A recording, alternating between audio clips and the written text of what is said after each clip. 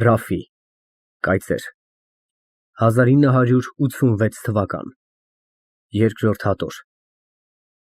Նահանգապետ Փաշան Մի առավոտ Ասլանը ինձ ասաց, թե ինքը ժամադիր է եղած գնալ քաղաքը, Փաշային ներկայանալու և ցանկանում է ինձ էլ իր հետը տանել։ Ես շատ ուրախացա, որովհետև մինչև այն օրը ոչ մի բարձր պաշտոնակալ չէի տեսած։ Փաշան կենում էր քաղաքում, այսինքն Բերդի մեջ։ Այգեստանից մինչև այնտեղ թեև շատ հեռու չէր, այնուամենայնիվ մենք գնացինք ձիերով։ Ձիերը, զարդարված ասիական շքեղ ասպազենքով, ուղարկված էին Փաշայի կողմից երկու ղավազների հետ, որոնք մեր առջևը ընկած տարան մեզ։ Թեև արգելված էր քրիստոնյաներին ձիով քաղաքը մտնել,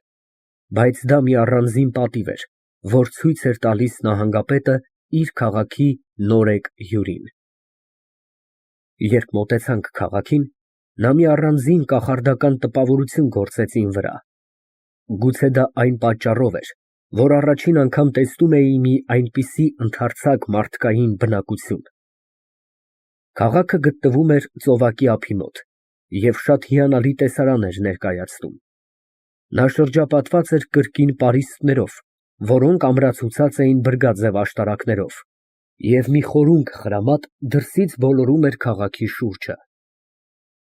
Ասլանը ինձ բացատրեց, թե այդ խրամատը նրա համար է, որ պաշարման ժամանակ լցնում են ջրով, կամուրջները վեր են առնում, թշնամուն ներս չթողնելու համար։ Բացի այդ արտաքին ամրություններից, քաղաքը ուներ և միջնաբերդ, որ բնությունը ինքն էր հրաշակերտել։ Քաղաքի հյուսիսային մասում տարածվում էր կեսփարսաղ երկարությամբ մի քարաժայռ, որը հետզհետե բարձրանալով սեպաձև դիրք էր ընդունում։ Այդ սեպի գլխին խորին ժամանակներից վեհանձնաբար նստած էր մի փառավոր ամրոց։ Հայոց լեգենդական ավանդությունը այդ ամրոցը ընծայում էր Ասորեստանի թագուհի Շամիրամին։ Մտնելով քաղաքադրնից ես մի անբացատրելի սարսուռ զգացի,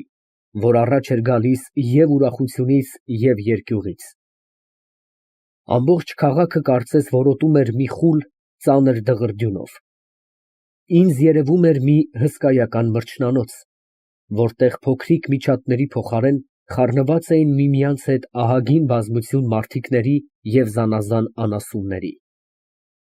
Շները ստվար խումբերով համարձակ վխտում էին ամեն կողմում։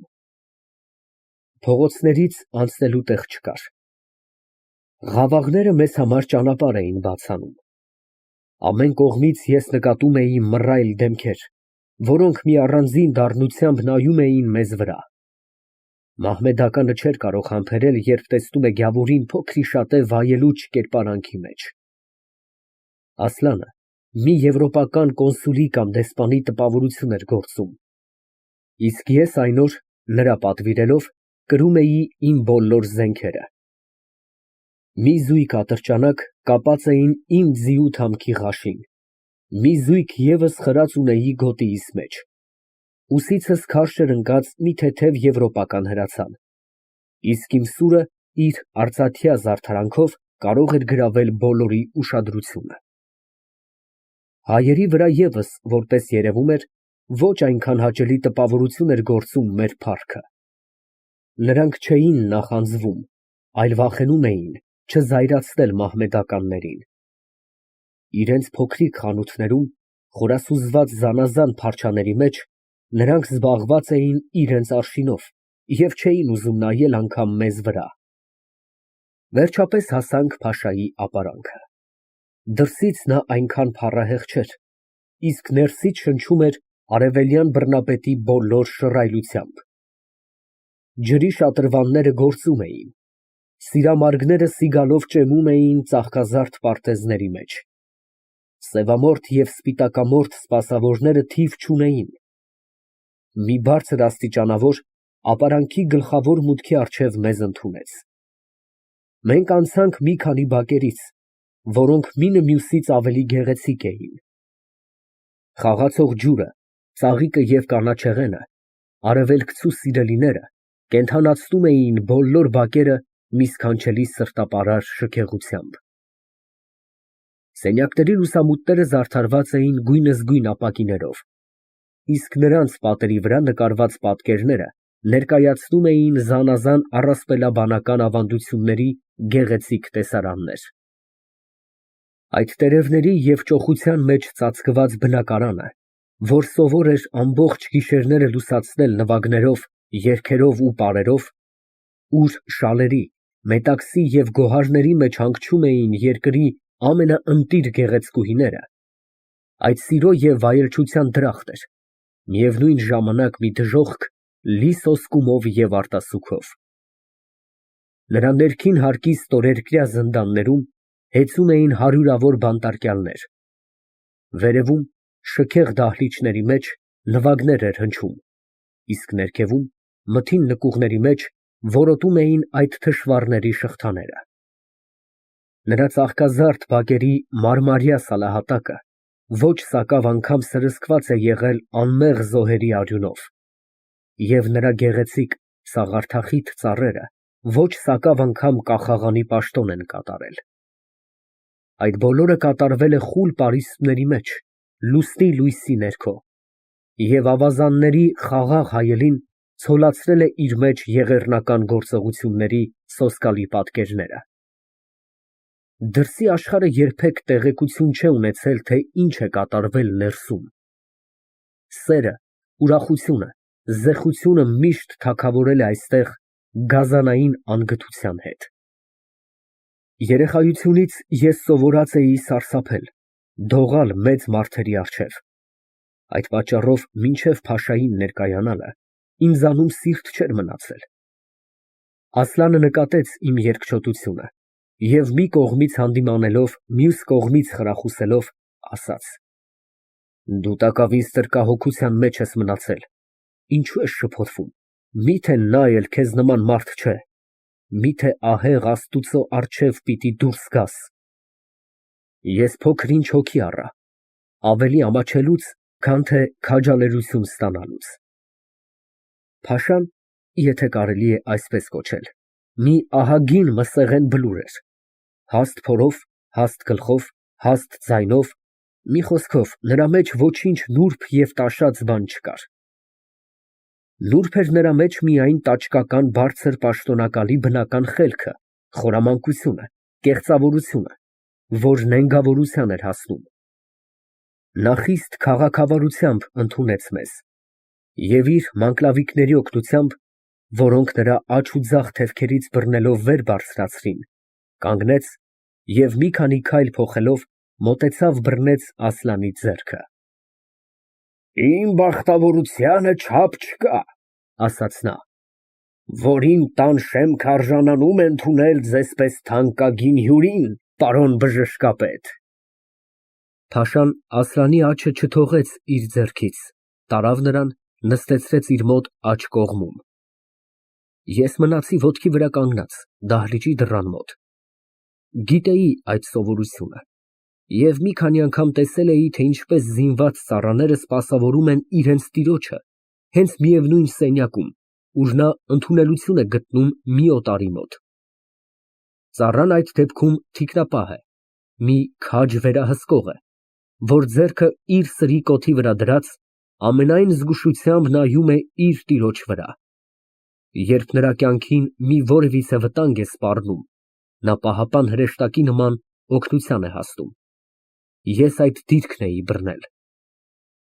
Փաշայի առաջին խոսակցությունը այն աստիճան քաղցր, սահուն և գրավիչ էր, կարծես մի շաբաթ առաջ սերտել էր այն ջերմ, սրտից բխած խոսքերը։ Բայց ոչ թե մի շաբաթ առաջ, այլ իր ամբողջ կյանքում նա սերտել էր այդ խոսքերը։ Օտարերկրացու մոտ այդ հրեշները վերին աստիճանի բարի և քաղաքավարի են, իսկ իրանցների մոտ մի խստասիրտ գազան։ Հետո խոսակցությունը ձևականից ավելի սովորական դարձավ։ Խոսում էր նա, ինչ որ առհասարակ խոսում են մի ճանապարհորդի հետ, այն ևս եվրոպացի ճանապարհորդի հետ։ «Հանգիստ անցավ ձեր ճանապարհորդությունը, պարոն բժշկապետ, ֊ հարցնում էր նա, ֊ հույս ունեմ մի որևիցե անախորժություն պատահած չի լինի ձեզ հետ»։ Առանձին ոչինչ չէ պատահել, Ամեն տեղ սիրալիր ընդունելություն էի գտնում, պատասխանում էր Ասլանը։ Ուրիշ կերպ չէր կարող լինել։ Ես ինձ բոլորովին անպատված կհամարեի, եթե իմ կառավարությանը հանձնված երկրում դուք մի ամենաթեթև նեղություն անգամ կրած լինեիք։ Եվրոպացի առհասարակ խիստ աննպաստ կարծիք ունեն մեր երկրի մասին։ Համարում են վայրենիների աշխարհ, ուր գլխի մազից օգուտ քաղելու համար մարդկանց կառափներ են կտրում։ Մենք շատ ուրախ ենք լինում, երբ երբեմն մեր կողմերում հանդիպում են եվրոպացի ճանապարհորդներ։ Գոնե այդ կարծիքը մասամբ կփարատեին մեր մասին։ Եվրոպացի ճանապարհորդներից ոմանք շատ լավ կարծիքներ են հայտնել ձեր երկրի մասին, նկատեց Ասլանը։ Արդարությունն էլ այդպես է պահանջում, այդ գոնե առիթ կտար եվրոպացիներին մեր երկրից չվախենալ, եւ մենք ավելի հաճախ հարաբերություններ կունենայինք միմյանց հետ, եւ մեր երկրի քաղաքակրթությունը ավելի եւ ավելի կծաղկեր։ Իրավ է, երբեմն մասնավոր անկարգություններ պատահել են, որտեղ չեն պատահում նրանք, բայց այդ եղել է ավելի հին ժամանակներում։ Իմ կողմից կատարյալ անհամեստություն կլիներ, պարոն բժշկապետ, իմ բերնով ձեզ ասել, դուք կարող եք այդ եւ ուրիշներից տեղեկանալ, որ այն օրից, երբ ես ոտք կոխեցի այդ երկրի վրա, գայլն ու գառը միասին են ապրում, որպես երկու հարազատ եղբայրներ։ Այդ ես տեսա, ասաց Ասլանը ժպտելով։ Այդ միջոցում ներս մտավ մի լավ հագնված մանկլավիկ, մի ձեռքում բռնած ուներ արծաթյա փոքրիկ սրճամանը, մյուսում մի գեղեցիկ արծաթյա մատուցարան, որի վրա դրած էին երկու չինական հիանալի ֆինջաններ, նույնպես արծաթյա տակերի մեջ։ Նա տեղային սովորության համեմատ լցրեց ֆինջաններից մեկը, նախ տվեց փաշային, իսկ փաշան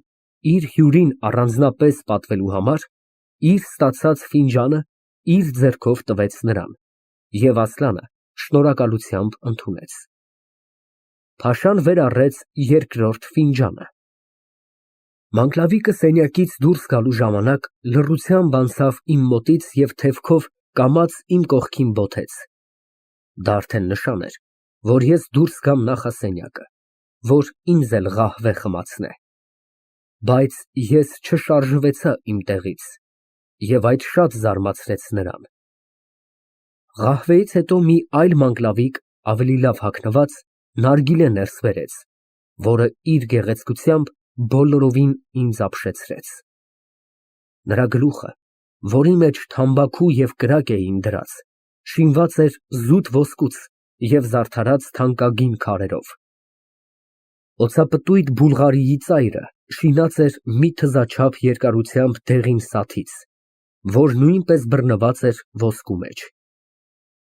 Նարգիլեի տակը, որի մեջ ջուր էր ածած, շինված էր ադամանդի նման փայլուն բյուրեղից, որ զարդարված էր գույնզգույն ծաղիկներով։ Փաշան նարգիլեի վերաբերությամբ նույն քաղաքավարությունը գործ դրեց, ինչ որ ցույց տվեց ղահվեի ժամանակ, այսինքն՝ նախ ինքը ընդունեց սպասավորից, հետո իր ձեռքով առաջարկեց Ասլանին։ Դուք արդեն փոքրիշատ էնտելացել եք մեր սովորություններին, ծիծաղելով նկատեց Փաշան։ Ինչպես է թվում ձեզ մեր նարգիլեն։ Ես խիստ ախորժանոք ծխում եմ, որսում սովորեցի, պատասխանեց Ասլանը։ Ղահվեն և նարգիլեն ընդհատեցին նրանց խոսակցությունը։ Փաշան, կամենալով շարունակել այն, վարպետությամբ հարցրեց. Հա, մոռացա, ինչ բանի վրա էինք խոսում։ Դուք ասում էիք, որ հիմա գառն ու գայլը միասին են ապրում։ Այո, հենց այստեղ ընդհատվեցավ մեր խոսակցությունը, որովհետև սիրտս լցված է։ Թույլ տվեցեք ինձ, պարոն բժշկապետ, փոքր-ինչ շատախոս լինել։ Եվրոպան մեզ մեղադրում է մեր անմարդասիրական վարմունքի մասին քրիստոնյաների հետ։ Իբր թե նրանք ճնշված են մեր երկրում, հալածված են, մի խոսքով, ինչ չարիքների մեջ ասեք, չեն զրպարտում մեզ։ Բայց հավատացած եղեք, որ քրիստոնյաների վիճակը ավելի լավ է, քան թե մահմեդականներինը։ Մեր երկրում ամեն տեղ քրիստոնյաներին առավելություն են տալիս։ Մենք նրանց ազատել ենք շատ պարտավորություններից, որ կատարում են միայն մահմեդականները, օրինակ,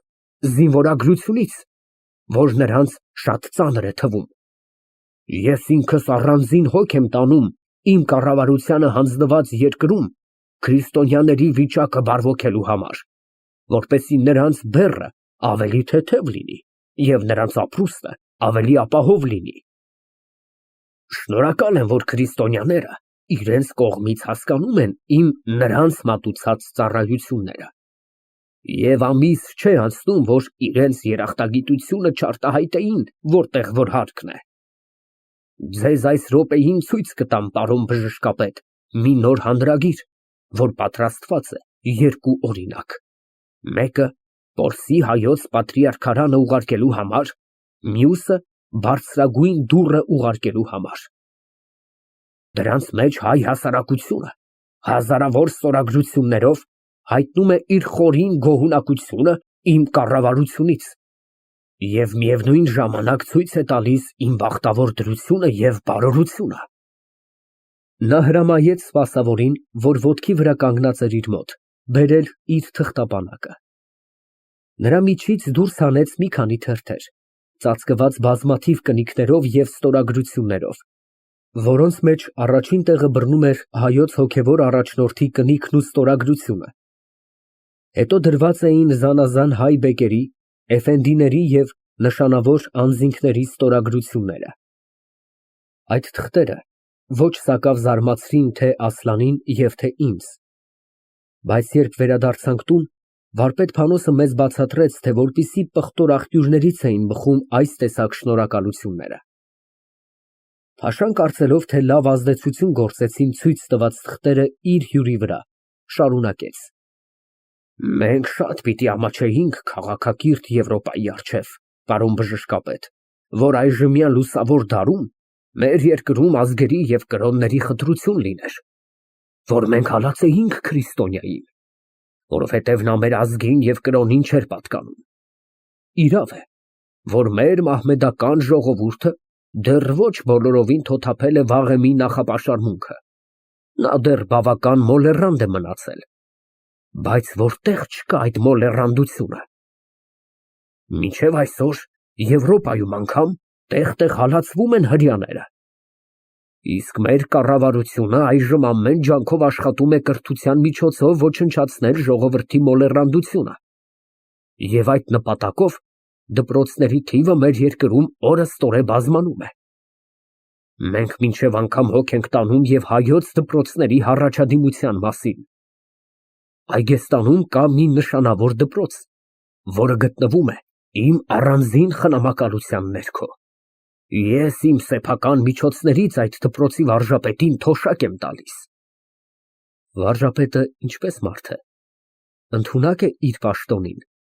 հարցրեց Ասլանը։ Ամենապատվական մարդ է, մեր քաղաքի հայ գիտնականների մեջ նրան կարելի է առաջինը համարել։ Փաշայի խոսքը Սիմոն Պատվելիի և նրա դպրոցի մասին էր։ Ասլանը այնպես ձևացրեց իրեն, որ ամենևին տեղեկություն չունի այդ դպրոցի մասին։ Խոսակցությունը դարձյալ ընդհատվեցավ, երբ մանկլավիկների մի խումբ գեղեցիկ արծաթյա մատուցարանների վրա դրած ներս բերեցին զանազան տեսակ անուշահոտ շերբեթներ և զանազան տեսակ քաղցրավենիք և խմորեղեններ, պատրաստված նուշով և հոտավետ համեմներով։ Փաշան իր ձեռքով ընտրում էր անուշ պատառները և առաջարկում էր Ասլանին։ Փորձեցեք այդ փախլավայից, ասում էր նա, հայոց առաջնորդը սաստիկ սիրում է այդ փախլավան։ Երբ որ նա ինձ մոտ է գալիս, եթե փախլավա չլինի, անպատճառ դժգոհ կմնա։ Իրավունք ունի հայոց առաջնորդը, պատասխանեց Ասլանը, բավական լավ է պատրաստած։ Դուք ծանո՞թ եք նրա հետ։ Ոչ, ես դեռ չեմ տեսնվել նրա հետ։ Անպատճառ պետք է տեսնվել։ Ես ձեզ խորհուրդ կտայի տեսնվել նրա հետ, դուք շատ գոհ կմնայիք։ Նա պատվական մարդ է, ամենապատվական մարդն է։ Գալ Վան և հայոց առաջնորդին չտեսնել, դա միևնույն կլիներ, որպես գնալ Հռոմ և պապին չտեսնել։ Ես ձեր խորհրդից օգուտ կքաղեմ, ասաց Ասլանը։ Առանց հայոց առաջնորդի հետ տեսնվելու այդ քաղաքից չեմ հեռանա։ Փաշայի և հայոց առաջնորդի բարեկամական հարաբերությունները մեզ հայտնի էին։ Այստեղից բացահայտ էր, թե նա ինչու հորդորում էր Ասլանին անպատճառ տեսնվել ամենապատվական մարդու հետ։ Տարակույս չկա, որ Փաշան հավատացած էր, որ առաջնորդն էլ նույն վկայությունը կտար իր մասին, թե Փաշան ամենապատվական մարդն է։ Եվ եվրոպացի ճանապարհորդի ուղևորության տետրակի մեջ կավելանային մի քանի փայլուն խոսքեր երկրի այդ երկու բարձր ներկայացուցիչների մասին։ Փաշան ինքը մատնեց իրան ասելով. նա իմ լավ բարեկամս է և իմ եռանդոտ գործակիցն է իմ բոլոր ձեռնարկությունների մեջ։ Ես կատարյալ սիրահար եմ եվրոպական կրթության, պարոն բժշկապետ։ Եթե ես հրաշագործության շնորհ ունենայի, կաշխատեի մի քանի վայրկյանի մեջ մեր հայրենիքը Ֆրանսիա դարձնել։ Բայց դժբախտաբար այդ անկարելի է։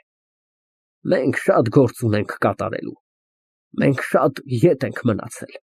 Այժմ ստիպված ենք թռիչքներ գործելով առաջ ընթանալ, որ հասնենք լուսավոր ժողովուրդներին։ Մի թեթև ժպիտ երևաց Ասլանի դեմքի վրա։ Ժողովրդի կրթությունը կանոնավոր լինելու համար, նկատեց նա, հարկավոր չէ թռիչքներ գործել, այլ թողնելու են նրան, որ իր բնական ընթացքով առաջ գնա։ Միայն գլխավոր պայմանը այն պետք է լինի, որ ժողովրդի հառաջադիմության ղեկը պետք է ուղիղ ճանապարհի վրա դրվի, որպեսզի նրանից չշեղվելով ցանկացած նպատակին հասնի։ Բոլորովին ճիշտ է ձեր նկատողությունը, պատասխանեց Փաշան գործագետ մարդու եղանակով։ Բայց մեր դժբախտությունը նրանումն է, որ մեր առաջավոր մարդիկը խիստ սակավ բացառությամբ անբարեխիղճ են։ Քանի անգամ առաջարկել եմ ես մեծ վեզիրին, որ այդ երկրի հարկերի մի մասը հատկացնե նույնիսկ այդ երկրի տեղային բարեկարգությունների համար գործ դնելու, բայց միշտ մերժում եմ ստացել։ Հազարավոր բաներ կան շինելու։ Օրինակ, դուք տեսաք մեր ճանապարհները, մեր կամուրջները, մեր ջրանցքները։ Այդ բոլորը նորոգելու կարոտ են։ Վաճառականության և երկրագործության անկման բուն պատճառները մեր երկրում պետք է վատ հաղորդակցությունների մեջ որոնել։ Թուրք պաշտոնակալները բոլորը լավ ձևել գիտեն, բայց կարելու շնորհք չունեն։ Զանազան ծրագիրներ կազմելու մեջ անհամեմատ ճարպիկ են, իսկ գործադրության մեջ անպետք։ Տուր նրանց փող իրենց կազմած ծրագիրը իրագործելու համար, այդ փողով նախ իրենց գրպանը կլրացնեն։ Եվրոպացու առջև ազատամիտ երևնալ, կրթության և հառաջադիմության սիրահար ձևանալ, այդ տաճիկ պաշտոնակալների խոսակցության սովորական ձևն է։ Ցույց տալ, թե իրենք շատ բարի ցանկություններ ունեն ժողովրդի բարօրության համար, բայց ինչ արած, որ այս և այն անհաջող հանգամանքները արգելք են լինում։ Իր բոլոր դիվանագիտական ճարտարությունը գործ դնելուց հետո Փաշան կիսապաշտոնական խոսակցություններից անցավ հասարակ խոսակցության։ Այժմ խոսում էր, ինչ որ սովորաբար խոսում են բժշկի հետ։ Գանգատվում էր, թե ստամոքսի թուլություն ունի, ախորժակը ավերված է, ոչինչ ուտել չէ կարողանում։ Գանգատվում էր անքնությունից, հոդացավից,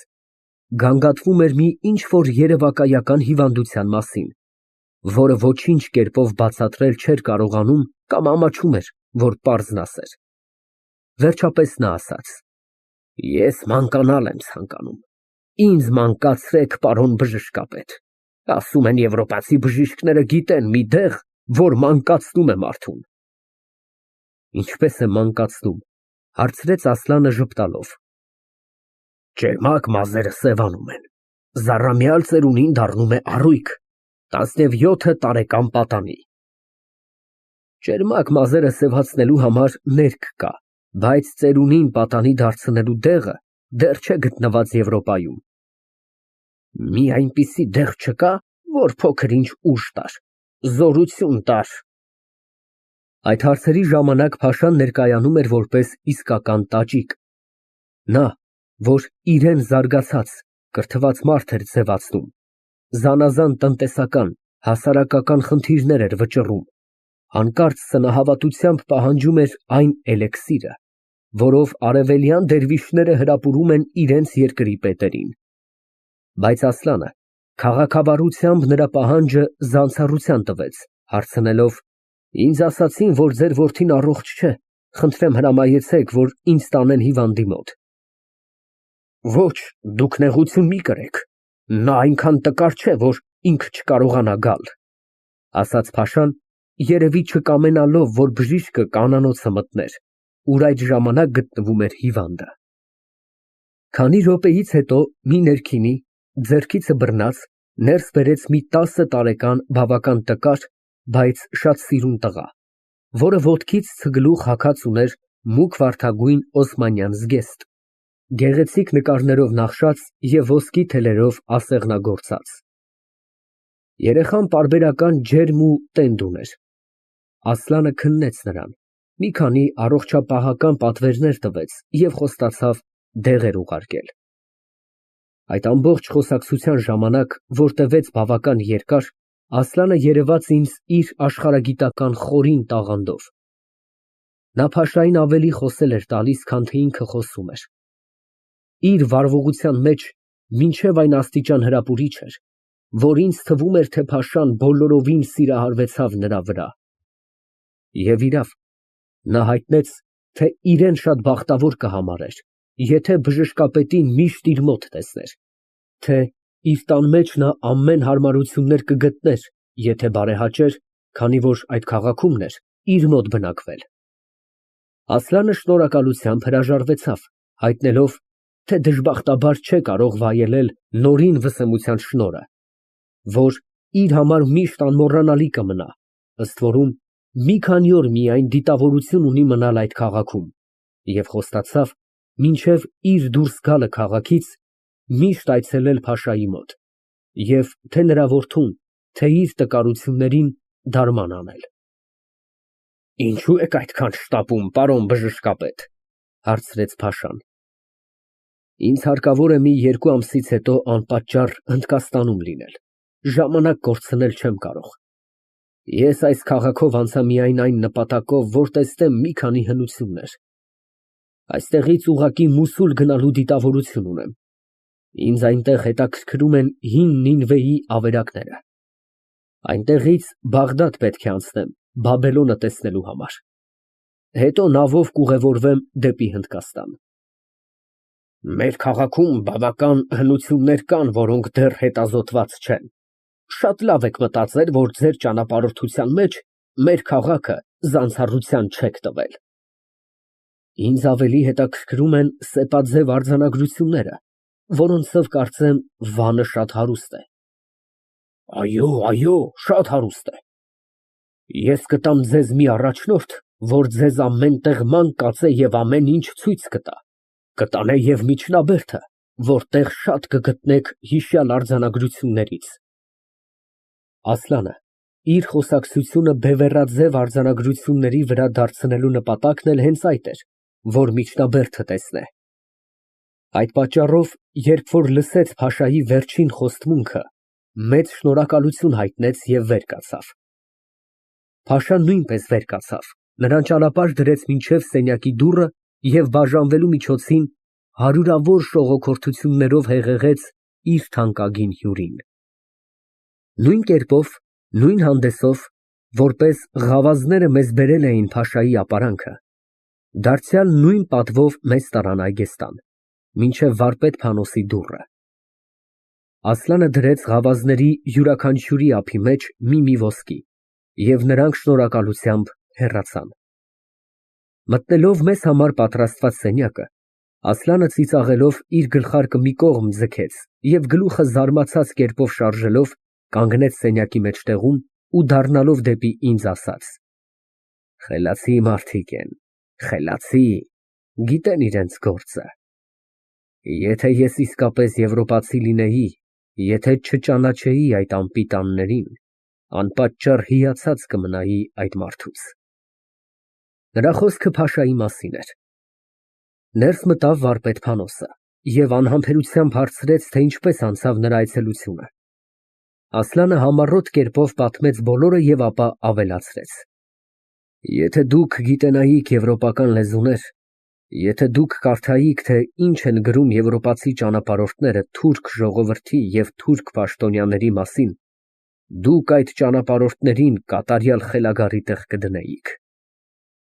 Նրանց նկարագրությունների մեջ թուրք ժողովուրդը բարի է, աշխատասեր է, հառաջադիմության ընդունակ է։ Նրանց նկարագրությունների մեջ թուրք պաշտոնյան, թուրք աստիճանավորը ազնիվ է, մեծահոգի է, գեղեցիկ ձգտումներ ունի, հյուրասեր է, առատաձեռն է, մի խոսքով հիացած են նրանցով, և ամեն լավ հատկություններ վերաբերում են այդ հրեշներին։ Ինչից է գալիս այդ հիացումը։ Երևակայեցեք մի անհայտ եվրոպացի, որին իր երկրում ոչ ոք մարդու տեղ չի դնում, որի հետ իր երկրի ամենահետին հյուրանոցում սպասավորը իրան թույլ կտա կոպտությամբ վարվել։ Հանկարծ մի այսպիսի մարդու խելքին փչում է արևելքում ճանապարհորդություններ անել։ Նրա եվրոպացի լինելը բավական է, որ նրան ամեն տեղ լավ ընդունեին, որովհետև նա այս ու այն մեծ պետության քաղաքացին է։ Այսուամենայնիվ, նա զինված է լինում զանազան հանձնարարական թղթերով, որ ստանում է իր դեսպանի կամ հյուպատոսների շնորհիվ։ Եթե նրա հետ վատ կվարվեն, նրա պետության դեսպանը կամ հյուպատոսները սաստիկ պահանջել գիտեն։ Իր երկրում մի այսպիսի անձին գուցե ժամերով սպասել կտային մի որևիցե իշխանի կամ հասարակ ազնվականի նախասենյակում, բայց Ասիայում ամենանշանավոր անձանց դռները բաց են նրա համար, որովհետև եվրոպացի է և ճանապարհորդ։ Կարող է և վատ խոսել,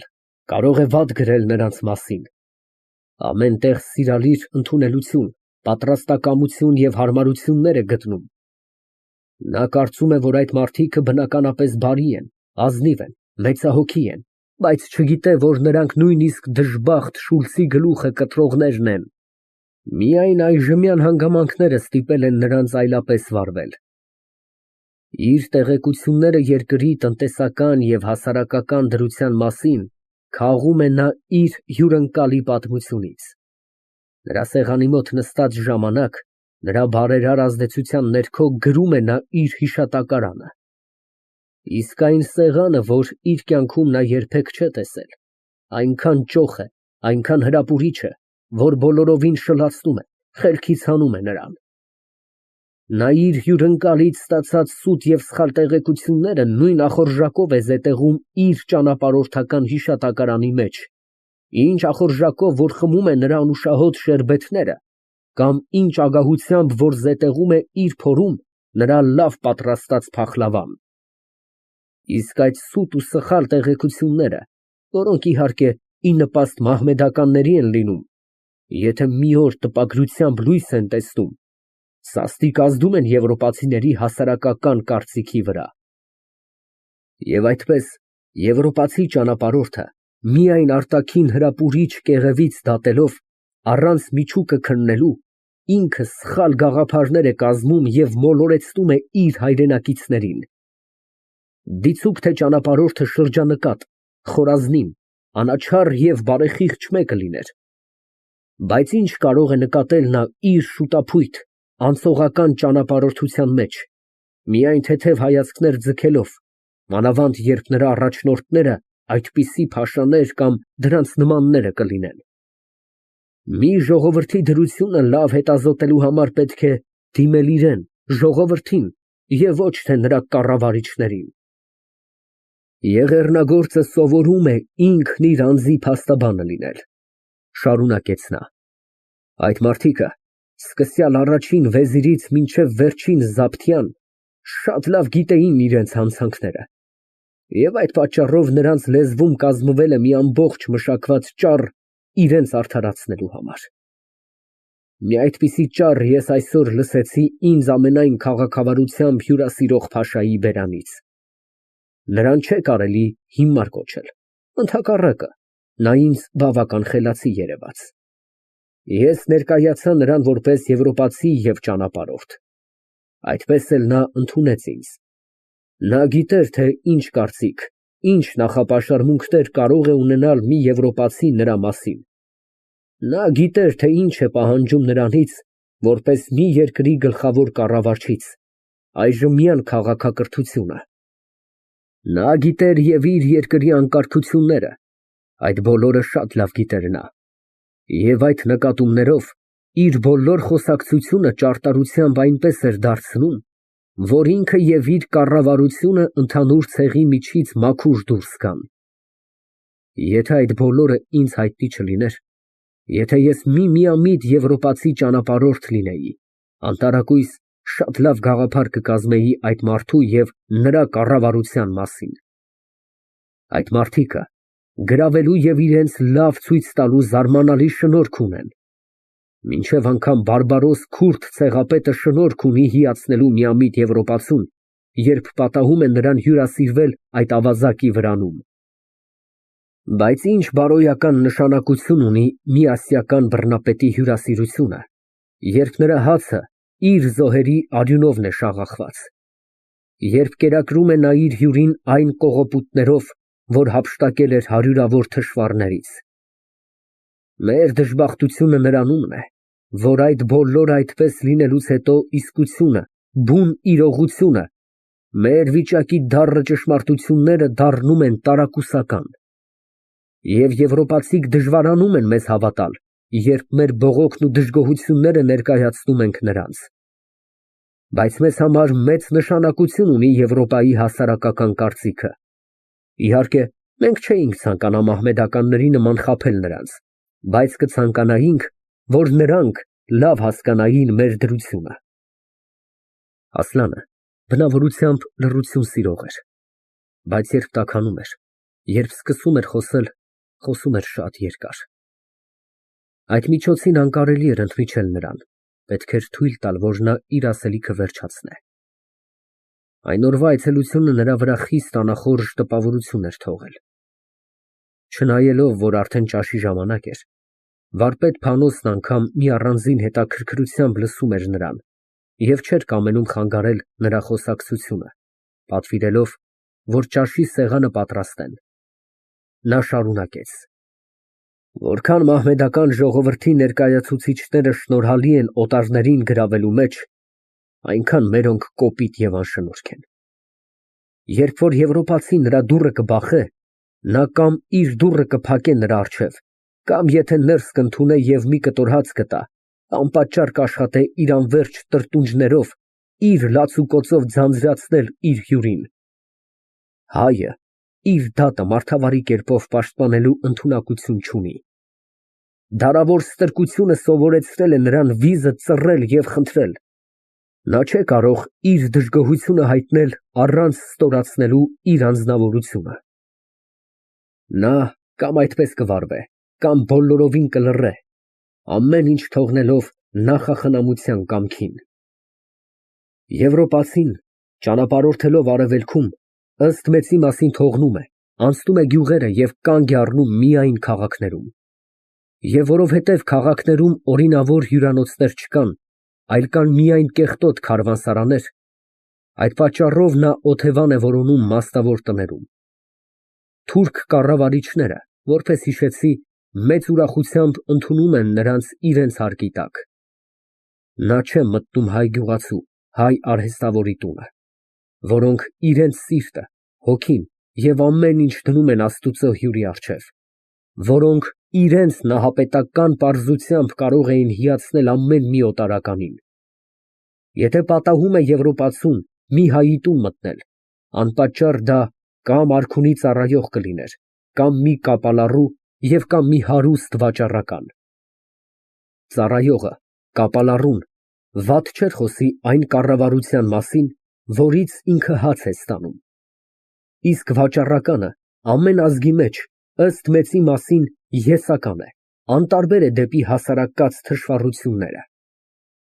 Ցավալին այն է, որ եվրոպացիները միշտ հայ վաճառականների են հանդիպել, և նրանց գլխում մեխի պես ցցվել է այն սխալ կարծիքը, թե հայոց ազգը բաղկացած է ամբողջապես վաճառականներից։ Այդ մեխը մինչև այսօր անհնար է եղել դուրս քաշել։ Այդ է գլխավոր պատճառը, որ մեր ազգը համեմատում են հրեաների հետ և շատ նման են գտնում։ Դեռևս չգիտեն, որ արևելքում, ուր որ հայեր են բնակվում, արհեստը և երկրագործությունը գլխավորապես նրանց ձեռքումն է։ Չգիտեն, որ այդ աշխատասեր հայերն են, որ ճնշված են, հարստահարված են և իրենց վաստակով կերակրում են իրենց անհագ նեղիչներին։ Հնագիտական հետազոտություններ։ Մյուս օրը մենք անհամբերությամբ սպասում էինք առաջնորդին, որ խոստացել էր փաշան ուղարկել մեզ քաղաքի մեջ և նրա շրջակայքում գտնված հնությունները ցույց տալու համար։ Չգիտեմ ինչ պատճառով վարպետ Փանոսը հակառակ էր այդ արշավանքին, բայց Ասլանը պնդում էր, թե ինչ էլ որ պատահելու լինի, անպատճառ պիտի գնալ։ Վերջապես հայտնվեցավ առաջնորդը, իր հետ բերելով նախորդ օրվա 2 գավազներին և 2 ձիաներ, որ փաշայի ախոռատան ամենաընտիր նժույգներից էին, ուղարկել էր մեզ հեծնելու համար։ Վարպետ Փանոսը ճանաչեց առաջնորդին։ Դա մի աստիճանավոր էր, որ փաշայի մոտ քարտուղարի պաշտոն էր կատարում և հայտնի էր որպես ուսումնական մարդ։ Նա դեռ երիտասարդ էր, ուրախ, զվարթ և որպես ակնարկեց մեզ վարպետը, թուրք ծառայողների սովորության համեմատ օղիի կատարյալ սիրահար էր։ Գուցե այդ էր պատճառը, որ նախաճաշիկի ժամանակ վարպետ Փանոսը առանձին ուշադրություն էր դարձնում նրա խմելու վրա և աշխատում էր որքան կարելի էր գոհացնել նրան։ Օրից մի քանի ժամ անցած էր, երբ մենք ճանապարհ ընկանք։ Հասնելով հսկա քարաժայռի ստորոտը, որի բարձրության վրա նստած էր բերդը, մենք ցած իջանք ձիերից և սկսեցինք քարե մաշված հանդուխներով դեպի վեր բարձրանալ։ Սարսափելի ճնշող տպավորություն էր գործում այդ բերդը իմ վրա։ Նրա ահավորության առջև մարդ կարծես մանրանում էր, փոքրանում էր և կորցնում էր իր բոլոր քաջությունը։ Չգիտեմ ինչ էր պատճառը, արդյոք այն, որ իմ առջև ներկայանում էր մի պատկառելի հնություն, թե այն, որ այդ լուռ, խորախորուրդ քարաժայռը պահել էր իր սրտի մեջ խիստ տխուր հիշատակներ մեր պատմական անցյալից։ Ասլանը չկամեցավ իսկույն բերդը մտնել, սկսեց նախ նրա շրջակայքը հետազոտել։ Ամեն տեղ երևում էին հնության հետաքրքիր մնացորդներ։ Ամեն տեղ քարերի ճակատին տեսնում էինք բազմատող բևեռագրեր։ Երբ նրանց մասին հարցրի Ասլանից, նա խիստ անփույթ կերպով պատասխանեց. Ինձ չեն հետաքրքրում այդ մեռած քարերը։ Ուրեմն նրան ինչ էր հետաքրքրում,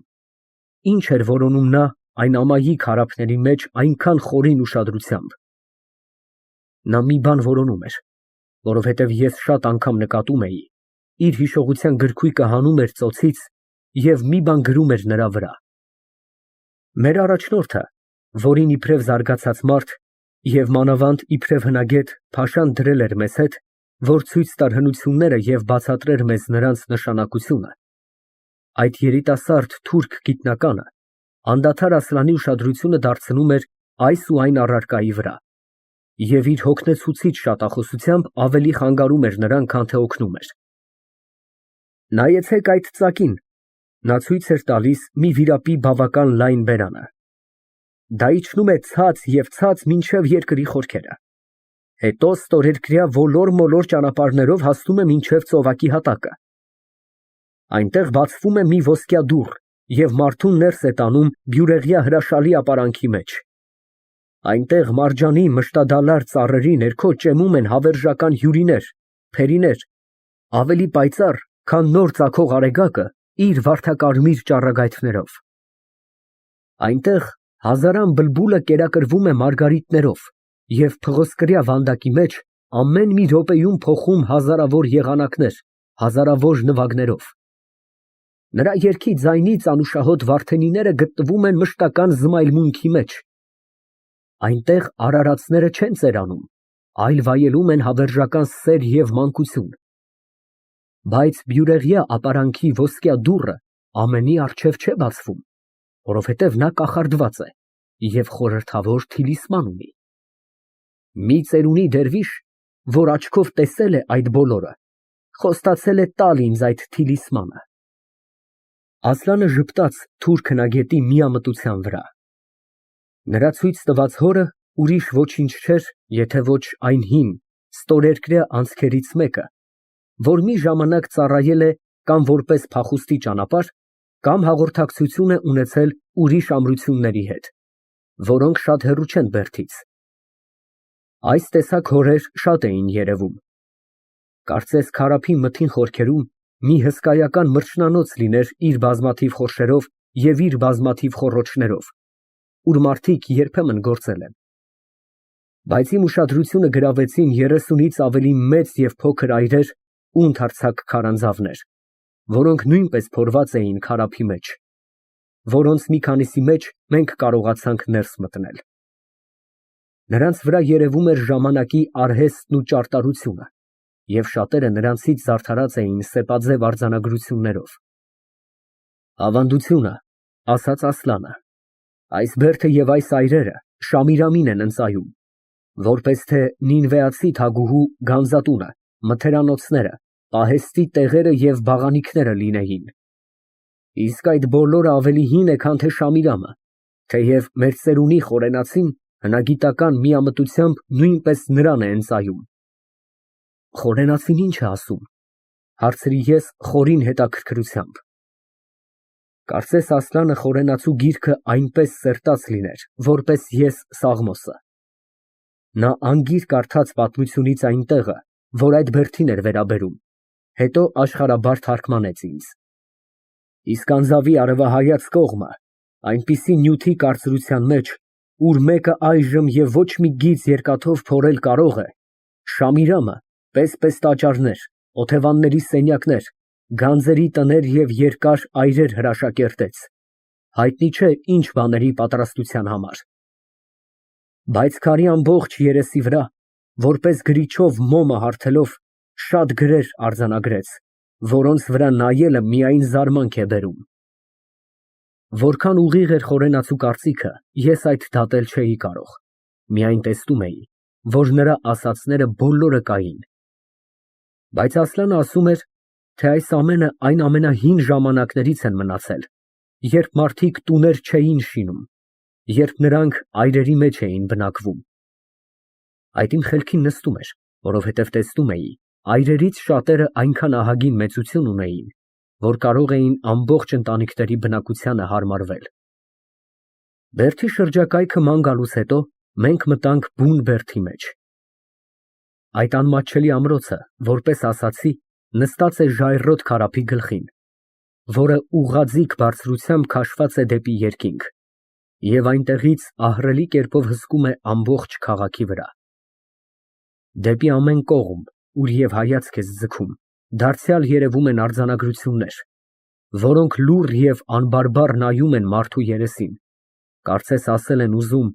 մենք միշտ կմնանք անվերծանելի և երբեք չի պիտի երևան հանենք հնության գաղտնիքը։ Ասլանը, պտտելով բերդի մեջ, որպես նկատում էի ես, արձանագրությունների և այլ հնությունների վրա միայն հարևանցի նայելով էր անցնում, ավելի ցույց տալու համար, թե նրանցով հետաքրքրվում է։ Իսկ մեր երիտասարդ առաջնորդը ոգևորված էր առասպելական պատմություններով։ Ամենևին չէր նկատում, թե իր պատմությունները որքան նշանակություն ունեին նրա համար։ Նա անընդհատ խոսում էր։ Բայց իմ նկատողությունից չէր կարող վրիպել այն խորին ուշադրությունը, որով Ասլանը քննում էր ամրոցի մթերանոցները, պահեստի տեղերը, որ լցված էին վառոդով և զանազան զենքերով, զինվորների օթևանները և այն վաղեմի ժանգոտած թնդանոթները, որոնք իրենց բերանները դարձրած դեպի քաղաքը, պահպանում էին նրան մշտական երկյուղի ներքո։ Այդ թնդանոթներով մի ժամանակ ենիչերները ռմբակոծում էին քաղաքը։ Ես նկատում էի, Ասլանը մի առանձին ուշադրությամբ հետազոտում էր այն ծակերը, այն գաղտնի անցքերը, որոնք քարափի վերևից իջնում էին դեպի նրա խորքերը և ստորերկրյա ճանապարհներով կորչում էին սատանան գիտե թե դեպի որ կողմը։ Նա արծվի հայացքով զննում էր նրանց ուղղությունը, տարածությունը, և որպեսզի կասկածանքի առիթ չտա մեր առաջնորդին, ժպտելով հարցրեց նրանից. Ինչպե՞ս եք կարծում, պարոն քարտուղար, այդ անցքը նույնպե՞ս չէ տանում դեպի մի բյուրեղյա ապարանք, ուր հյուրիները և փերիները պառկած են մարջանի ծառերի ներքո և սքանչանում են հազարան բլբուլի 1001 եղանակներով։ Դուք ծաղրում եք ինձ, պարոն բժշկապետ, պատասխանեց երիտասարդը նույնպես ժպտելով։ Լավ, բայց ես կասեմ ձեզ, որ այդ անցքը դեպի բյուրեղյա ապարանքը չէ տանում, որովհետև դեպի ծովը չէ գնում։ Մարջանի ծառերը ծովի հատակի վրա են բուսնում և բյուրեղյա ապարանքն էլ ջրերի խորքումն է լինում։ Իսկ այդ անցքը քարափը կտրելով իջնում է դեպի ցած, հետո գետնի տակով գնում է դեպի այն ձորը, որի մի մասը երևում է բլուրների հետևից։ Նա ձեռքը մեկնեց դեպի այն կողմը։ Ներեցեք խնդրեմ, իմ նկատողությունը դուք իհարկե կատակի տեղ կընդունեք, իսկ ձեր այժմյան պատմածը դարձյալ շատ հետաքրքիր է։ Ես շատ բերդեր եմ տեսել, բայց մի այսպիսի անցք առաջին անգամն եմ տեսնում իմ կյանքում։ Երևի դրա ծայրը, այսինքն այն տեղը, որ դուրս է գալիս ձորի մեջ, անպատճառ ծածկված կլինի։ Անտարակույս, մանավանդ մի դեպքից հետո, որ պատահեց մի քանի տարի առաջ։ Պահապան զինվորներից մեկը սովորություն էր ունեցել վառոդ գողանալ և այդ անցքով դուրս տանել, վաճառել հայ խանութպաններին։ Զինվորին և խանութպաններին սաստիկ պատժեցին, և անցքի մուտքը այն ժամանակից գոտվեցավ։ Որքան զարգացած է եղել հին ժամանակներում արհեստը այդ երկրում,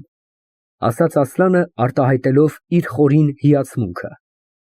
Այդ անցքերը հազարավոր տարիներ գոյություն ունեն, բայց այնքան ճարտարությամբ շինված են, որ մինչև այսօր չեն խանգարվել, պահպանում են իրենց նշանակությունը։ Պարոն բժշկապետ, դուք ավելի կզարմանաք, երբ կտեսնեք Թոփրակ Կալեի և Չարխի Ֆալակի գաղտնի անցքերը, պատասխանեց առաջնորդը մի առանձին պարծենկոտությամբ, երբ լսեց Ասլանի գովասանքները։ Երբ այստեղ կվերջացնենք, ես ձեզ կտանեմ դեպի հիշյալ հնությունները, որոնք բավական հեռավորության վրա են գտնվում այստեղից։ Դուք կտեսնեք այնտեղ ավելի զարմանալի ստորերկրյա անցքեր, որոնք այնքան երկար են տարածվում գետնի տակով, որ շատերը հաղորդակցություն ունեն հենց այդ բերդի հետ։ Ասլանը շնորհակալություն հայտնեց առաջնորդին և հանելով ծոցից իր ոսկյա ժամացույցը, առաջարկեց նրան ասելով. Դուք այնքան բարի եք, որ ես կցանկանայի թողնել ձեզ մոտ այդ փոքրիկ հիշատակը։ Երիտասարդը հրաժարվեցավ կամ ձևացրեց, թե հրաժարվում է, պատասխանելով.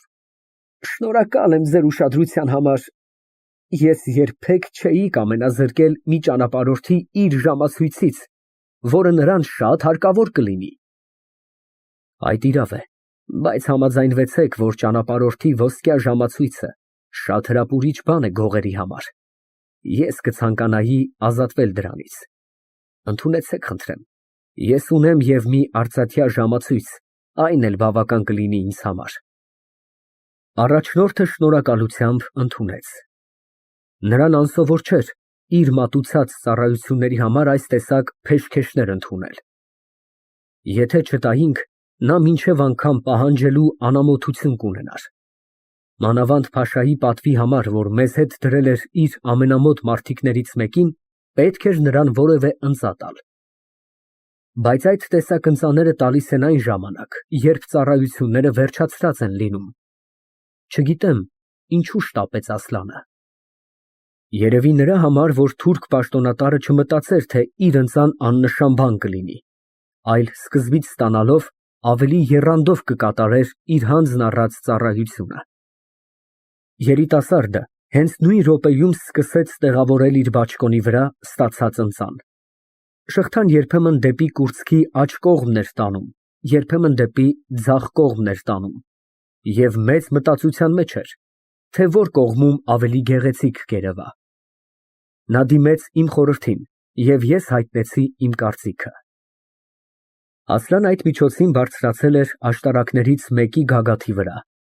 և այն ահեղ բարձրությունից երկար, լուռ և տխուր կերպով նայում էր դեպի իր շրջակայքը։ Նրա դեմքը նույն րոպեում գունաթափ էր, աչքերի մեջ վառվում էր խորին տենդային կրակ, շրթունքները դողդողում էին։ Երևի սիրտը սոսկալի խռովության մեջ էր։ Ես բոլորովին ապշած կերպով նայում էի նրա վրա։ Մենք ցած իջանք բերդից միևնույն քարե սանդուղքներով, որոնց մասին Ասլանը ասում էր, թե մի ժամանակ Գագի կարծրունին է տաշել տվել,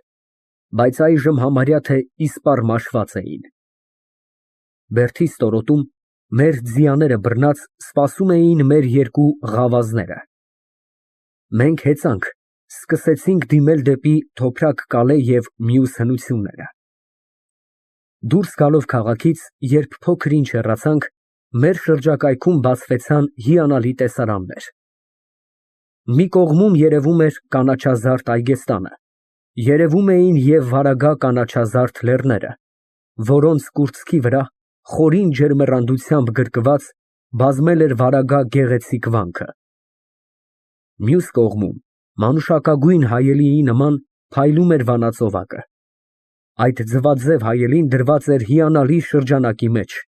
որը բոլորում էր նրա գեղագրական եզերքը, մեղմ ալիքավոր բարձրություններով։ Դրանք էին Արտոս, Առնոս, Սիփան, Նեբրովթ և Գրգուռ լեռները, որոնց գոտիները չորեքն կողմից սեղմել էին իրենց մեջ ջրի այդ մեծ ավազանը։ Կարծես այդ աշխարհում հեթանոսական և քրիստոնեական ժամանակների հիշատակարանները դեռ մինչև այսօր մրցություն էին անում միմյանց հետ։ Մի կողմում բևեռագրերով զարդարված փառավոր շինվածքներ ցույց էին տալիս ամենահին անցյալի վրա, մյուս կողմում սփռված էինք տեսնում բազմաթիվ վանքեր և եկեղեցիներ։ Այդ վանքերը դեռ շեն էին և լի բազմաթիվ կրոնավորներով, իսկ նրանց կողքին մենք գնում էինք տեսնելու մի հին, մոռացված մեհյանի տխուր ավերակները։ Վերջապես հասանք Թափրակ Կալե։ Այդ ավերակբերդը ուրիշ անուններ ևս ունի։ Նա կոչվում է Ակռփու քար և Զմբ մաղարա։ Բայց այդ երեք անուններից և ոչ մեկը նրա նախնական անունը չէ։ Դրանք ստացվել են վերջին ժամանակներում։ Ինչպես էր կոչվում նա առաջ, ոչ ոք չգիտե, պատմությունը լռում է այդ մասին։ Այդ բերդը մի ամբողջ քաղաք է եղել, որ այժմ ծածկվել է ահագին հողակույտերի ներքո։ Հենց այդ է պատճառը, որ նրան թուրքերի բառերով կոչում են Թոփրակ Կալե (հողաբերդ)։ Գուցե այդ անհայտացած քաղաքը այն կախարդված պղնձե քաղաքը լիներ, որ մինչև այսօր վանեցոծ ավանդությունների մեջ պահպանել է իր դժբախտ առասպելական պատմությունը։ Չար վհուկի դյութելով ամբողջ քաղաքը իր պարիսպներով, տներով և բնակիչներով անշարժ պղինձ է դառնում։ Ասլանը ինձ ասում էր, այդ ավանդությունը ճիշտ է միայն այն կողմից, որ եթե այդ հողակույտերի մեջ փորվածքներ անելու լինեն, մետաղյա բոլոր առարկաները կգտնեն պղնձից շինված, որովհետև այդ ավերակները պատկանում են պղնձե դարաշրջանին։ Եվ իրավ, որպես պատմեց մեզ մեր առաջնորդը, այնտեղ գտել էին զանազան պղնձե զարդեր, պղնձե զենքեր, պղնձե տնային կարասիք և մինչև անգամ պղնձե մարդիկ։ Հնությունների ավերակները և մարդիկների գերեզմանները իմ վրա միշտ միևնույն տպավորությունն են գործել։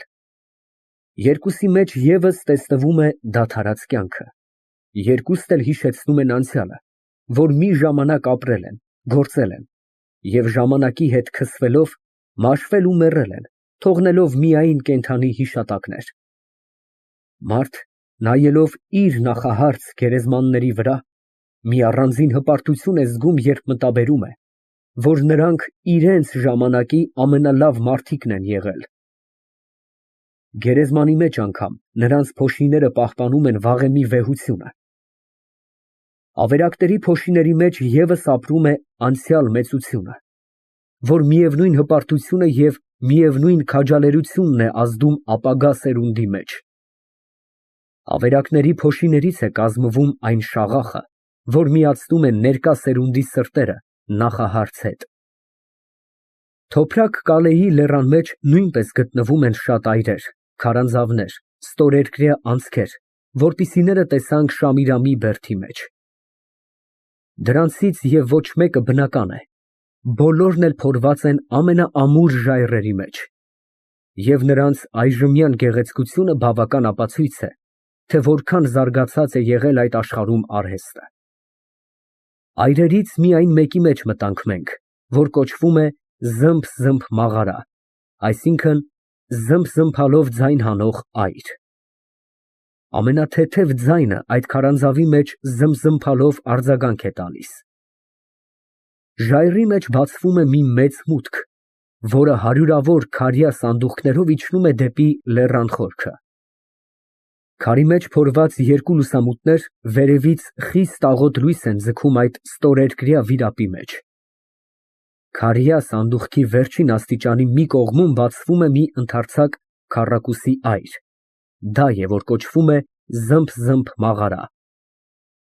Այդ այրի միջից մի առանձին անցք տանում է դեպի երկրի խորքերը, բայց ուր է գնում, որտեղ է վերջանում, Աստված գիտե։ Մեր առաջնորդը դարձյալ խոսում էր ստորերկրյա ապարանքների մասին։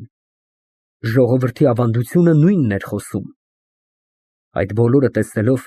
ես պատրաստ էի հավատալ, որ այստեղ եղել է մի ստորերկրյա աշխարհ, և այդ անցքերը տանում են դեպի այն աշխարհը։ Ասլան այդ մասին ինձ ոչինչ չասաց։ Նա բոլորովին ուրիշ նպատակներով էր քննում այդ անցքերը։ Նա ցանկանում էր ստուգել, թե որքան ուղիղ է այն կարծիքը, թե այդ ստորերկրյա անցքերը հաղորդակցություն ունեն քաղաքի մեջ գտնվող Շամիրամի բերդի հետ։ Այդ էր պատճառը, որ մեզանից ոչ մեկը չհամարձակվեցավ զմբ մաղարայից անցնել և առաջ գնալ։ Իսկ նա, վառելով իր հետ վեր առած մոմապատը,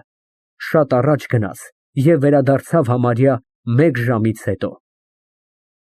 Նա կկորչի, ասում էր ինձ մեր առաջնորդը նրա բացակայության ժամանակ։ Ինչու՞, հարցրի ես։ Այնտեղ ջիններ, դևեր են բնակվում,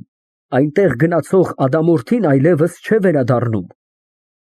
Դուրս գալով այրից, մենք սկսեցինք դիմել դեպի լեռան գագաթը։ Այնտեղ մեր առաջնորդը կամենում էր ցույց տալ մեզ չարխի ֆալակի մուտքը։ Դա նույնպիսի մի անցք էր, որպիսիները տեսել էինք մենք,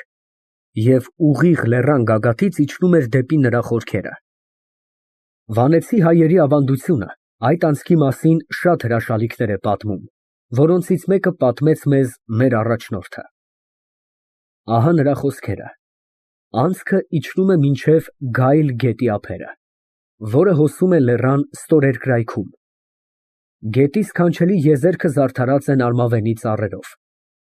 Այնտեղ բախտը արագ ձեռքով պտտեցնում է աշխարհի անիվը, չարխի ֆալակը։ Անիվի յուրաքանչյուր թևքի վրա բախտը փորագրել է մի գրություն։ Այդ գրությունների յուրաքանչյուրը բովանդակում է իր մեջ մի գաղտնիք։ Օրինակ, մեկը ցույց է տալիս, թե ինչպես պետք է գտնել թաքուցած գանձերը, մյուսը սովորեցնում է, թե ինչպես պետք է պատրաստել էլեքսիրը, որի միավորությամբ ամեն մետաղ դառնում է ոսկի։ Երրորդը ցույց է տալիս, թե որտեղ են գտնվում գոհարների լեռները, չորրորդը ուսուցանում է, թե որպես բժշկության մեջ պետք է գտնել անմահության կաթիլը, հինգերորդը տալիս է իշխանություն, թագավորություն, փառք,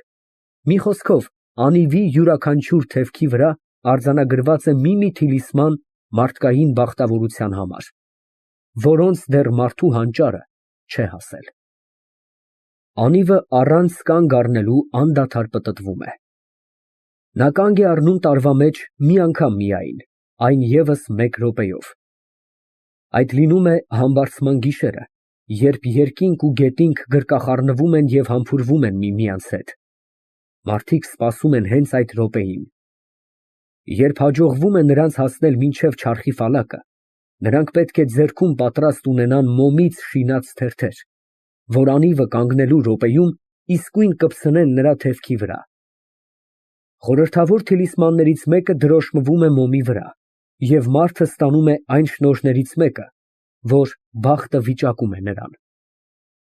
Բայց այդ շնորհներին խիստ հազիվ անգամ հասնում են մարդիկ, որովհետև նույն րոպեում, երբ անիվը կանգ է առնում, նրանց տիրում է խորին թմրություն, նրանք քնում են, և անողոք անիվը դարձյալ շարունակում է իր արագ պտույտը։ Մեզ մնում էր մի հնություն ևս տեսնել, և մեր այն օրվա արշավանքը դրանով պետք էր վերջացած համարել։ այդ էր մհերի դուռը։ Միևնույն ժայռի երկարաձիգ շարունակության վրա, ուր մենք տեսանք չարխի ֆալակը, ժայռի արևմտյան կողմում քարի ճակատը քառակուսի ձևով տաշված է։ Քառակուսին իր ահագին շրջանակի ձևովը դռան ճիշտ նմանություն ունի։ Այդ դռան մակերևույթը, որ բավական խորն է ընկած, ամբողջապես ծածկված է բևեռագիրներով։ Ժողովուրդը դրան կոչում է մհերի դուռ։ Այստեղ է Վանա ամենաընդարձակ արձանագրությունը։ Այդ քարեղեն դռան ետևում, ժողովրդի ավանդությամբ, իր ձիու հետ բանտարկված է Մհեր անունով մի անձնավորություն։ Այնտեղ ժայռի սրտումը, մի քարայրի մեջ, արգելված է այդ սարսափելի հսկան։ Մի օր նա կխորտակե իր շղթաները և իր ձիու վրա նստած դուրս կսլանա քարայրից, վրեժխնդիր կլինի իր թշնամիներին և կմաքրե հայոց աշխարհը չարությունից։ Այսպիսի մի առասպել միայն հայ մարդու երևակայության ծնունդը կարող էր լինել։ Նրա դարևոր աննախանձելի վիճակը ստեղծել է նրա համար մի այսպիսի հույս և ակնկալություն։ Միհրը կամ ժողովրդի բարբառով մհերը հայոց արեգակն է։ Այդ ամենահին աստվածը բանտարկված է, և հայոց աշխարհում տիրում է խավարն ու չարությունը։ Մի օր նա դուրս կգա իր արգելանից և կրկին լույս ու արդարություն կսփռե հայոց աշխարհում։ Ժողովուրդը լեգենդական լեզվով ասում է այդ, ասում է և հավատում է իր ասածին և սպասում է։ Արդեն հայտնվել է մհերը, բայց ժողովուրդը այդ չէ նկատում, ասաց ինձ Ասլանը, երբ ճանապարհին այդ ավանդության մասին սկսեցի խոսել նրա հետ։ Վաճառականներ Վերադառնալով Այգեստան, մենք վարպետ Փանոսին տանը չգտանք։ Նա մի օրով գնացել էր մերձակա գյուղորայքը։ Ասլան այդ մասին ոչինչ հարցուփորձ չարեց։ Երևում էր, որ նրան հայտնի էր, թե նա ուր կամ ինչ նպատակով էր գնացել։ Գիշերը ես քնեցի սովորականից ավելի վաղ, որովհետև սաստիկ հոգնած էի։ Բայց Ասլանը չքնեց, այլ երկար նստած մի հաստ թղթի վրա ինչ֊որ նկարում էր նա։ Առավոտյան ինձ ցույց տվեց մեր տեսած բոլոր տեղերի պլանները։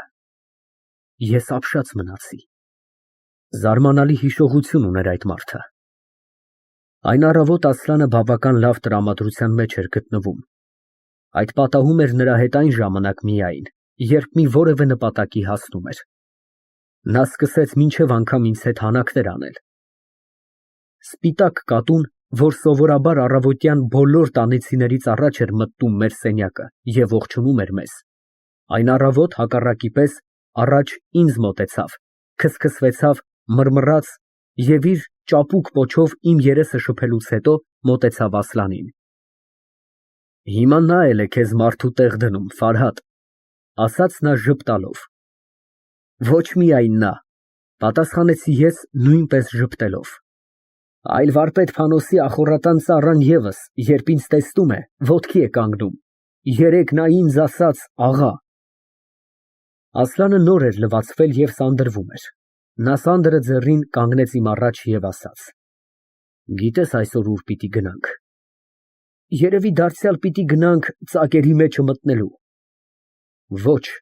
պետք է գնանք Նորին սրբազնության առաջնորդի մոտ։ Նրա մասին շատ վատ են խոսում։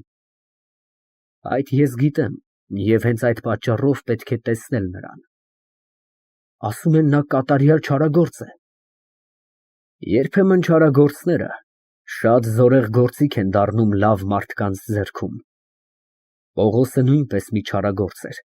բայց վերջը քրիստոնեությունը տարածողների մեջ ամենանշանավորը եղավ։ Իսկ Վասակը։ Վասակը իր ժամանակի նույնպես ամենանշանավոր մարդն էր։ Եթե բոլոր հայ նախարարների գլուխները թափ տալու լինեիր, նրա կեսի չափ խելք դուրս չէր գա։ Բայց նա չարագործ էր, նա մեծ վնասներ տվեց իր հայրենիքին։ Այդպես երևում է, որովհետև նրա պատմությունը գրողները նրա հակառակ կուսակցությանն էին պատկանում։ Իսկ եթե նրա խորհուրդներին հետևելու լինեին, նա մեծ օգուտներ կարող էր հասցնել իր հայրենիքին։ Ես զարմացա Ասլանի դատողության վրա, թեև հայոց պատմությունը չէի կարդացել, բայց վասակի մասին շատ վատ բաներ էի լսել։ Ինչ օգուտ պիտի հասցներ նա, պատասխանեցի ես փոքր-ինչ բարկացած կերպով։ Սատանան երբեք հրեշտակ չի դառնա։ Ինչու չի դառնա, ասաց նա, ծիծաղելով իմ խռովության վրա։ Սատանան հենց առաջուց հրեշտակ էր, բայց հանգամանքները նրան սատանա շինեցին։ Վասակին պետք է հասկանալ, իսկ նրան հասկանալու համար պետք է լավ ուսումնասիրել հայոց պատմությունը։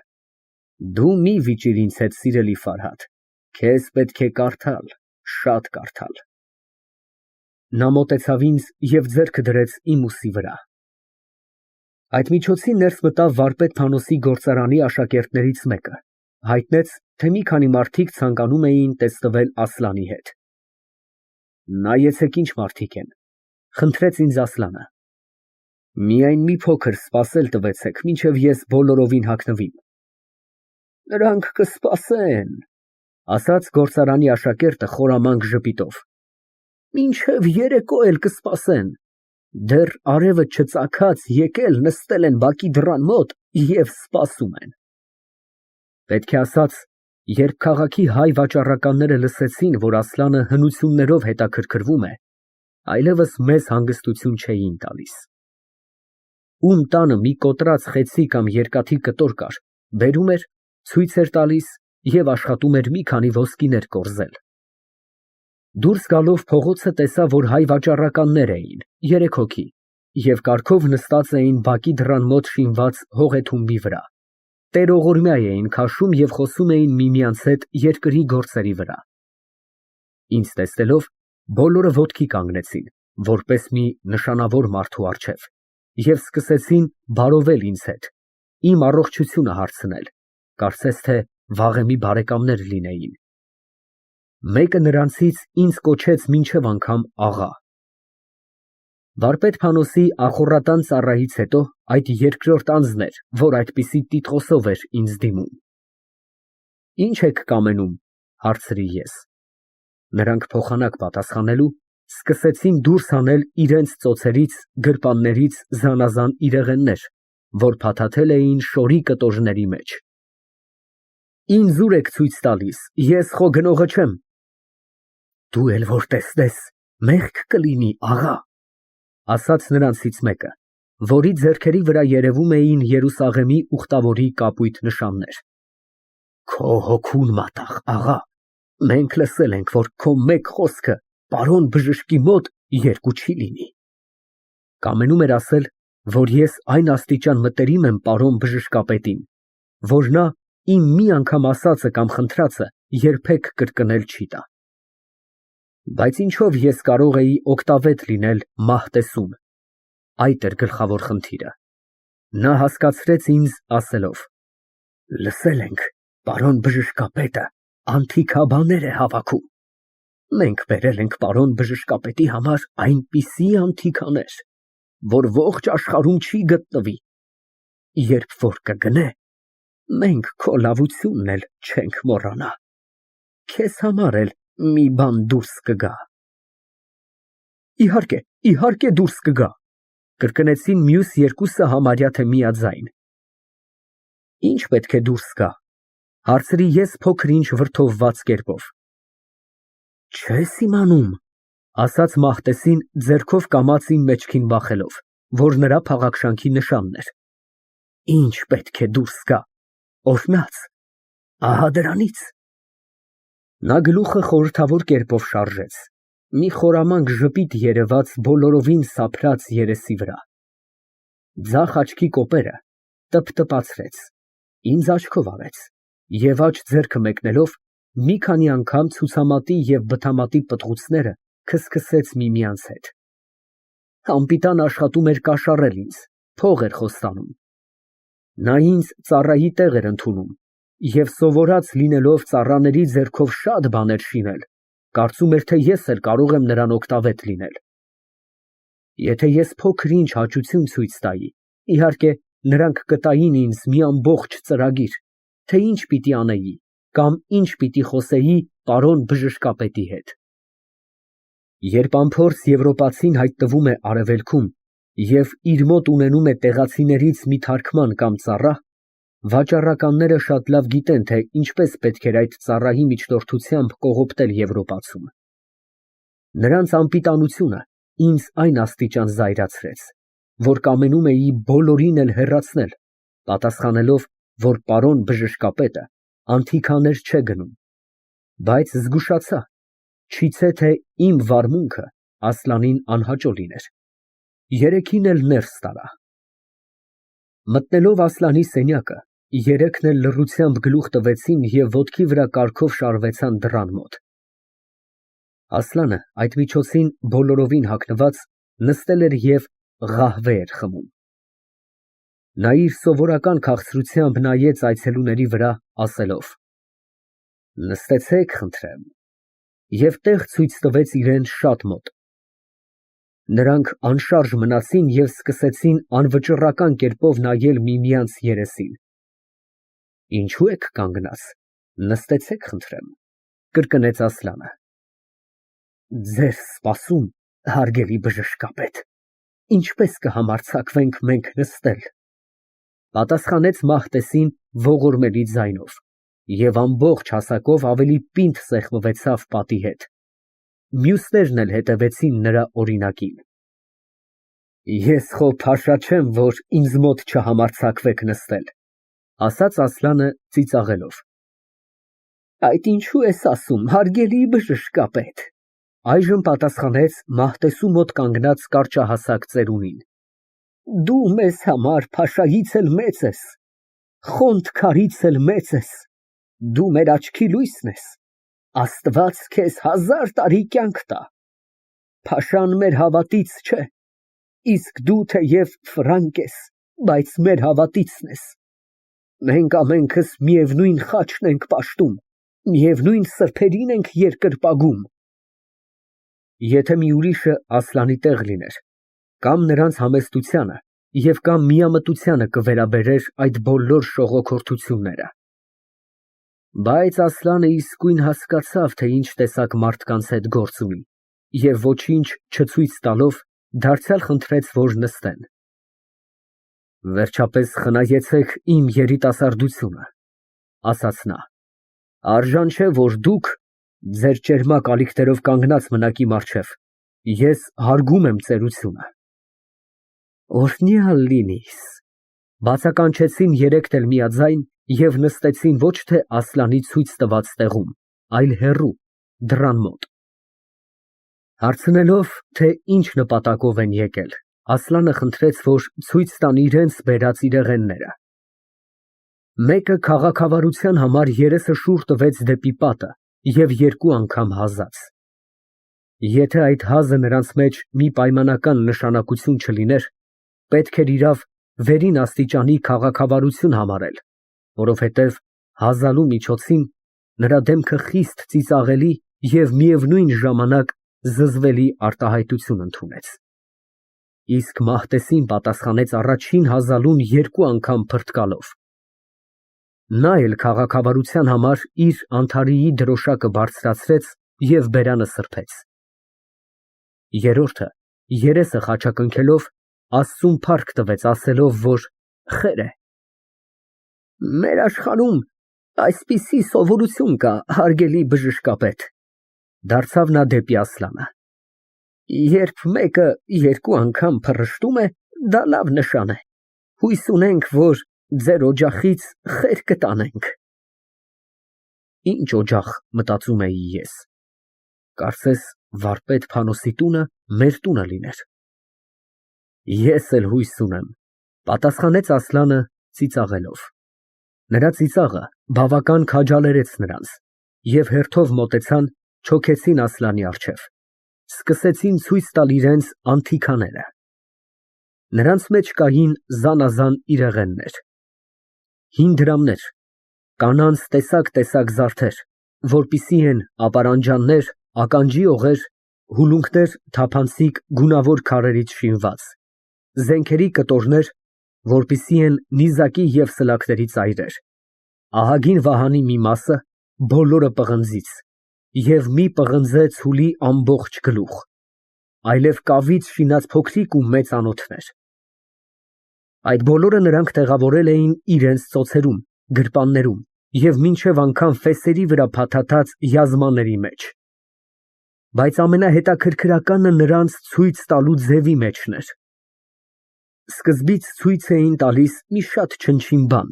և սկսում էին գովաբանել, երբ այդ չէր անցկենում, դուրս էին հանում նրանից լավը, երբ այդ էլ հավանություն չէր գտնում, դուրս էին բերում ավելի լավը, հավատացնելով, որ այլևս ոչինչ չունեն, երբ այդ էլ հավանություն չէր գտնում, այս անգամ ամենայն դժվարությամբ դուրս էին բերում հագուստի մի տեղում թաքցրած մի այլ բան և սկսում էին երդվել, որ ուրիշ ոչինչ չունեն։ Իհարկե, նրանից հետո դուրս էին բերում շատ ուրիշ բաներ։ Ես կանգնած նայում էի և զարմանում էի Ասլանի համբերության վրա։ Եթե ես նրա տեղը լինեի, երեքին էլ դուրս կվռնդեի, բայց նա ամենևին ցույց չէր տալիս, որ այդ խաբեբայությունները իր համար շատ զզվելի են։ Վերջապես նա ընտրեց մի քանի իրեղեններ և խնդրեց, որ գնահատեն։ «Մենք քեզանից մի՞թե փող պիտի առնենք, հարգելի բժշկապետ», ֊ պատասխանեցին նրանք զարմացած կերպով։ «Եթե փողի վրա խոսելու լինենք, դրանք գին չունեն»։ «Ապա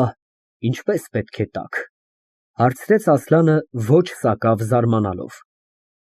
«Այնպես, համեցեք, վեր առեք, հարգելի բժշկապետ։ Մեզանից ի՞նչ կպակսի, եթե ձեզ այդ բոլորը փեշքեշ անենք, և դուք մեր երկրից մի լավ հիշատակ տանեք ձեզ հետ»։ «Շնորհակալ եմ, ես էլ գիտեմ, որ ձեզ ոչինչ չի պակասի, երևում է, որ դուք շատ հարուստ եք, բայց ես փեշքեշներ ընդունելու սովորություն չունեմ։ Ասիական վաճառականների սովորությունն է այդ, երբ մի բան գնելու լինես, նախ կասե. տար, փող մի տուր, թող քեզ ընծա լինի, իսկ երբ փող առաջարկես, սարսափելի գներ կպահանջեն։ Նույնպես վարվեցան և մեր հայ վաճառականները։ «Չեք հավատում, հարգելի բժշկապետ», ֊ ասում էր Մահտեսի Թորոսը։ «Եթե չեք հավատում, հարցրեք խնամի Մկոյից. նա իր աչքով տեսավ, որ մի ընկլիս այդ ցուլի գլխին 50 կարմիր ոսկի տվեց, բայց ես չտվեցի։ Այդպես չէ՞, խնամի Մկո»։ «Հոգիս վկա, ճշմարիտ է ասում», ֊ պատասխանեց խնամի Մկոն, ձեռքը տանելով դեպի կուրծքը և դնելով իր հոգու վրա։ Բայց որքան պետք էր հավատալ խնամի Մկոյի հոգուն, որ այդպիսի երդումների մեջ այնքան շատ էր գործածվել, որ բոլորովին մաշվել էր։ Միայն ծիծաղելին այն էր, երբ Ասլանը վեր առեց մի քանի իրեղեններ, որոնք խնամի Մկոյին էին պատկանում, դա էլ իր կողմից վկա կանչեց Մահտեսի Թորոսին, որ նա իր աչքով տեսել էր և իր ականջով լսել էր, որ մի ֆրանկահագին գումարներ էր առաջարկել, բայց նա չէր ընդունել։ «Թող Երուսաղեմի սուրբ տաճարի մեջ իմ տեսած լույսը աչքերս կուրացնե։ Թող ես Քրիստոսի մեղ խփողներից մեկը լինեմ, եթե սուտ լինեմ ասում», ֊ պատասխանեց Մահտեսի Թորոսը։ «Ֆրանկը ահագին գումարներ առաջարկեց, բայց նա չընդունեց»։ «Ես մի հասարակ բժիշկ եմ, ես մեծ գումարներ չունեմ», ֊ ասաց Ասլանը, իր ընտրած իրեղենները նրանց հետ տալով։ «Ինչո՞ւ եք նեղանում, հարգելի բժշկապետ», ֊ ձայն տվեցին երեք կողմից։ «Խնդրում ենք, եթե կամենում եք, վեր առեք, ով է ձեզանից փող ուզում»։ Ասլանը այս անգամ այլևս չկարողացավ զսպել իր անհամբերությունը և ասաց. «Չգիտեմ ինչ անել ձեզ հետ, երբ կամենում եմ մի բան վեր առնել, ահագին փողեր եք պահանջում, իսկ երբ ցած եմ դնում, առաջարկում եք ձրի ընդունել»։ Այժմ սկսեցին նրանք այլ լեզու բանեցնել, սկսեցին խեղճ ձևանալ, որ պարոն բժշկապետի կարեկցությունը դարձնեն իրենց վրա, ասելով. «Աղքատ ենք, ընտանիքի տեր ենք, անօրենի ձեռքում գերի ենք, մեր հույսը դրել ենք այդ իրեղենների վրա, այդ պատճառով ստիպված ենք այդպես էժան, Շատ էժան վաճառել։ Նրանք մինչև անգամ ակնարկեցին, եթե գնող լիներ, ավելի մեծ ուրախությամբ պատրաստ կլինեին իրենց զավակները վաճառել և չզրկվել այնպիսի հազվագյուտ իրեղեններից, որոնց համար, եթե լավ մուշտարի պատահի, կարող են ահագին գումարներ ստանալ։ Միայն կարիքը և չքավորությունը ստիպում է նրանց վաճառել։ Ասլանը այդ բոշաներից ազատվելու համար ընտրեց մի քանի իրեղեններ և ձգեց նրանց մի քանի ոսկիներ, ասելով, թե մյուսները իրան հարկավոր չեն։ Նրանք վեր կացան և դարձյալ կարգով շարվեցան դռան մոտ և երկար շնորհակալություններ ու օրհնություններ թափելուց հետո փորձում էին հեռանալ, բայց մտածեցին և դարձյալ մեխված մնացին իրենց տեղում, ընդունելով մի այնպիսի կիսածիծաղ դեմք, որ ավելի լացի նախերգանքին էր նմանում։ Այլևս ի՞նչ ունեք ասելու, հարցրեց Ասլանը։ Ձեր ողջությունը ինչ պիտի ունենանք ասելու, պատասխանեցին և դարձյալ մնացին կանգնած իրենց տեղում։ Ես մի կերպով հասկացրի, թե չէ կարելի այդքան ձանձրացնել պարոն բժշկապետին։ Մահտեսի Թորոսը փոխանակ հեռանալու, ձեռքը գաղտուկ կերպով մեկնեց դեպի ինձ և դարձյալ ցուցամատի ու բթամատի պտղուցները սկսեց քսքսել միմյանց հետ։ Վերջապես նրանցից մեկը հայտնեց, թե տանը ուրիշ շատ և ավելի լավ բաներ ունեն, կցանկանա՞ր պարոն բժշկապետը, որ բերեին ցույց տային։ Դուք հավատացնում էիք, որ ուրիշ բաներ չունեք, նկատեց Ասլանը ծիծաղելով։ Հարգելի բժշկապետ, պատասխանեց Մահտեսի Թորոսը գլուխը շարժելով և տակից աղվեսի նման նայելով Ասլանի երեսին։ Գիտեք, ինչ է ասում թուրքի առածը։ Ոչ, չգիտեմ։ Գայլի բույնից ոսկորը պակաս չի լինի։ Դա ես հասկանում եմ։ Կհրամայեք, պարոն բժշկապետ, որ բերենք։ Բերեցեք։ Նրանք խորին կերպով գլուխ տվեցին և միմյանց բոթբոթելով դուրս եկան սենյակից։ Ես գնացի նրանց ճանապարհ դնելու։ Դրսում Մահտեսի Թորոսը դրեց իմ ափի մեջ մի հատ հինգ ղուրուշանոց։ Ես ահագին պղնձե դրամը խփեցի ուղիղ նրա ճակատին։ Օրհնած, այդպիսի հանակներ խո չեն անում,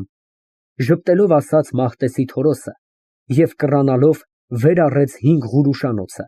դրեց իր գրպանում ավելացնելով. Շատ չարն ես եղել։ Այդ մարդիկը ամեն մի վիրավորանք կատակի տեղ են ընդունում,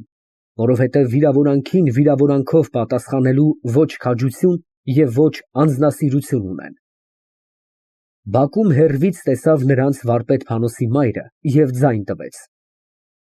Համեցեք, Մահտեսի Թորոս, համեցեք, Խոջա Մկո, համեցեք, Խոջա Հակո, ուր եք այդպես գնում, առանց մի բան ուտելու, առանց մի բան խմելու ուր եք գնում։ Մահտեսի Թորոսը, Խոջա Մկոն, Խոջա Հակոն նախ շնորհակալությամբ մերժեցին պառավի հրավերքը, հայտնելով, որ շտապում են, բազարի ժամանակ է, շուկայում շատ գործեր ունեն։ Հետո պառավի սիրտը չկոտրելու համար ընդունեցին նրա հրավերքը և մտան նրա հետ գինիների մառանը։ Ես զարմացա, ովքեր էին այդ մարդիկը, որ տանտիկինը այնպես հարգանքով էր վերաբերվում նրանց։ Երբ հարցրի սպասավորից, որ ձեռքում նախաճաշիկ էր տանում մառանը, նա պատասխանեց. Չեք ճանաչում, մեր քաղաքի ամենահարուստ վաճառականներիցն են։ Խոզն այնքան ճարպ չունի, որքան դրանք ոսկիներ։ Վերադառնալով սենյակը, Ասլանին սաստիկ վրդովված դրության մեջ գտա։ Որքան ցածություն, որքան ստորություն, ասում էր նա և զայրացած կերպով անցուդարձ էր անում սենյակի մեջ։ Գիտես, այդ մարդիկը Վանի ամենահարուստ վաճառականներից են, ասացի նրան։ Ես տարակույս չունեմ, որ ճշմարիտ է։ Ասացեք, խնդրեմ, ինչ գաղափար կկազմեի ես հայերի մասին, եթե իսկապես եվրոպացի լինեի։ Ահա այս գարշելի արարածներն են, որ խայտառակում են ամբողջ ազգը։ Ահա դրանց հանդիպելով եվրոպացին հայոց ամբողջ ժողովրդի վրա վատ կարծիք է կազմում։ Նրա աչքը ընկավ իր եղենների վրա, որ գնել էր վաճառականներից, վեր առեց մի կողմը նետեց ասելով. «Տարեք այդ դրամները մի տեղում կորցրեք»։ Ինչո՞ւ։ Բոլորը կեղծ է։ Եվ դու չճանաչեցիր սկզբում։ Ճանաչեցի, բայց դարձյալ գնեցի։ Ես դիտմամբ ընտրեցի կեղծիքը։ Դու թույլ տվեցիր, որ խաբեն քեզ։ Այո, ես թույլ տվեցի, որ խաբեն ինձ։ Ինչո՞ւ։ Այդ ինչ խելք է։ Որ նրանք կարծեն, թե ես հետաքրքրվում եմ միայն հնություններով, որ նրանք կարծեն, թե ես միամիտ եվրոպացի եմ, թեև վատ հնագետ եմ։ Նրանցից ինչ երկյուղ ունեիր։ Եթե հասկանային, որ ես հայ եմ, իսկույն կգնային և որտեղ հարկն է կմատնեին ինձ։ Նրանք խոստացան նոր իրեղեններ ևս բերել, և դու պիտի կրկին ընդունես նրանց։ Կընդունեմ և դարձյալ կգնեմ, այո։ Ես զարմանում էի, նա որտեղից այդքան փող ուներ։ Նա իր ոսկիները այնպիսի առատաձեռնությամբ էր շպրտում, որպես սոխի կեղևներ։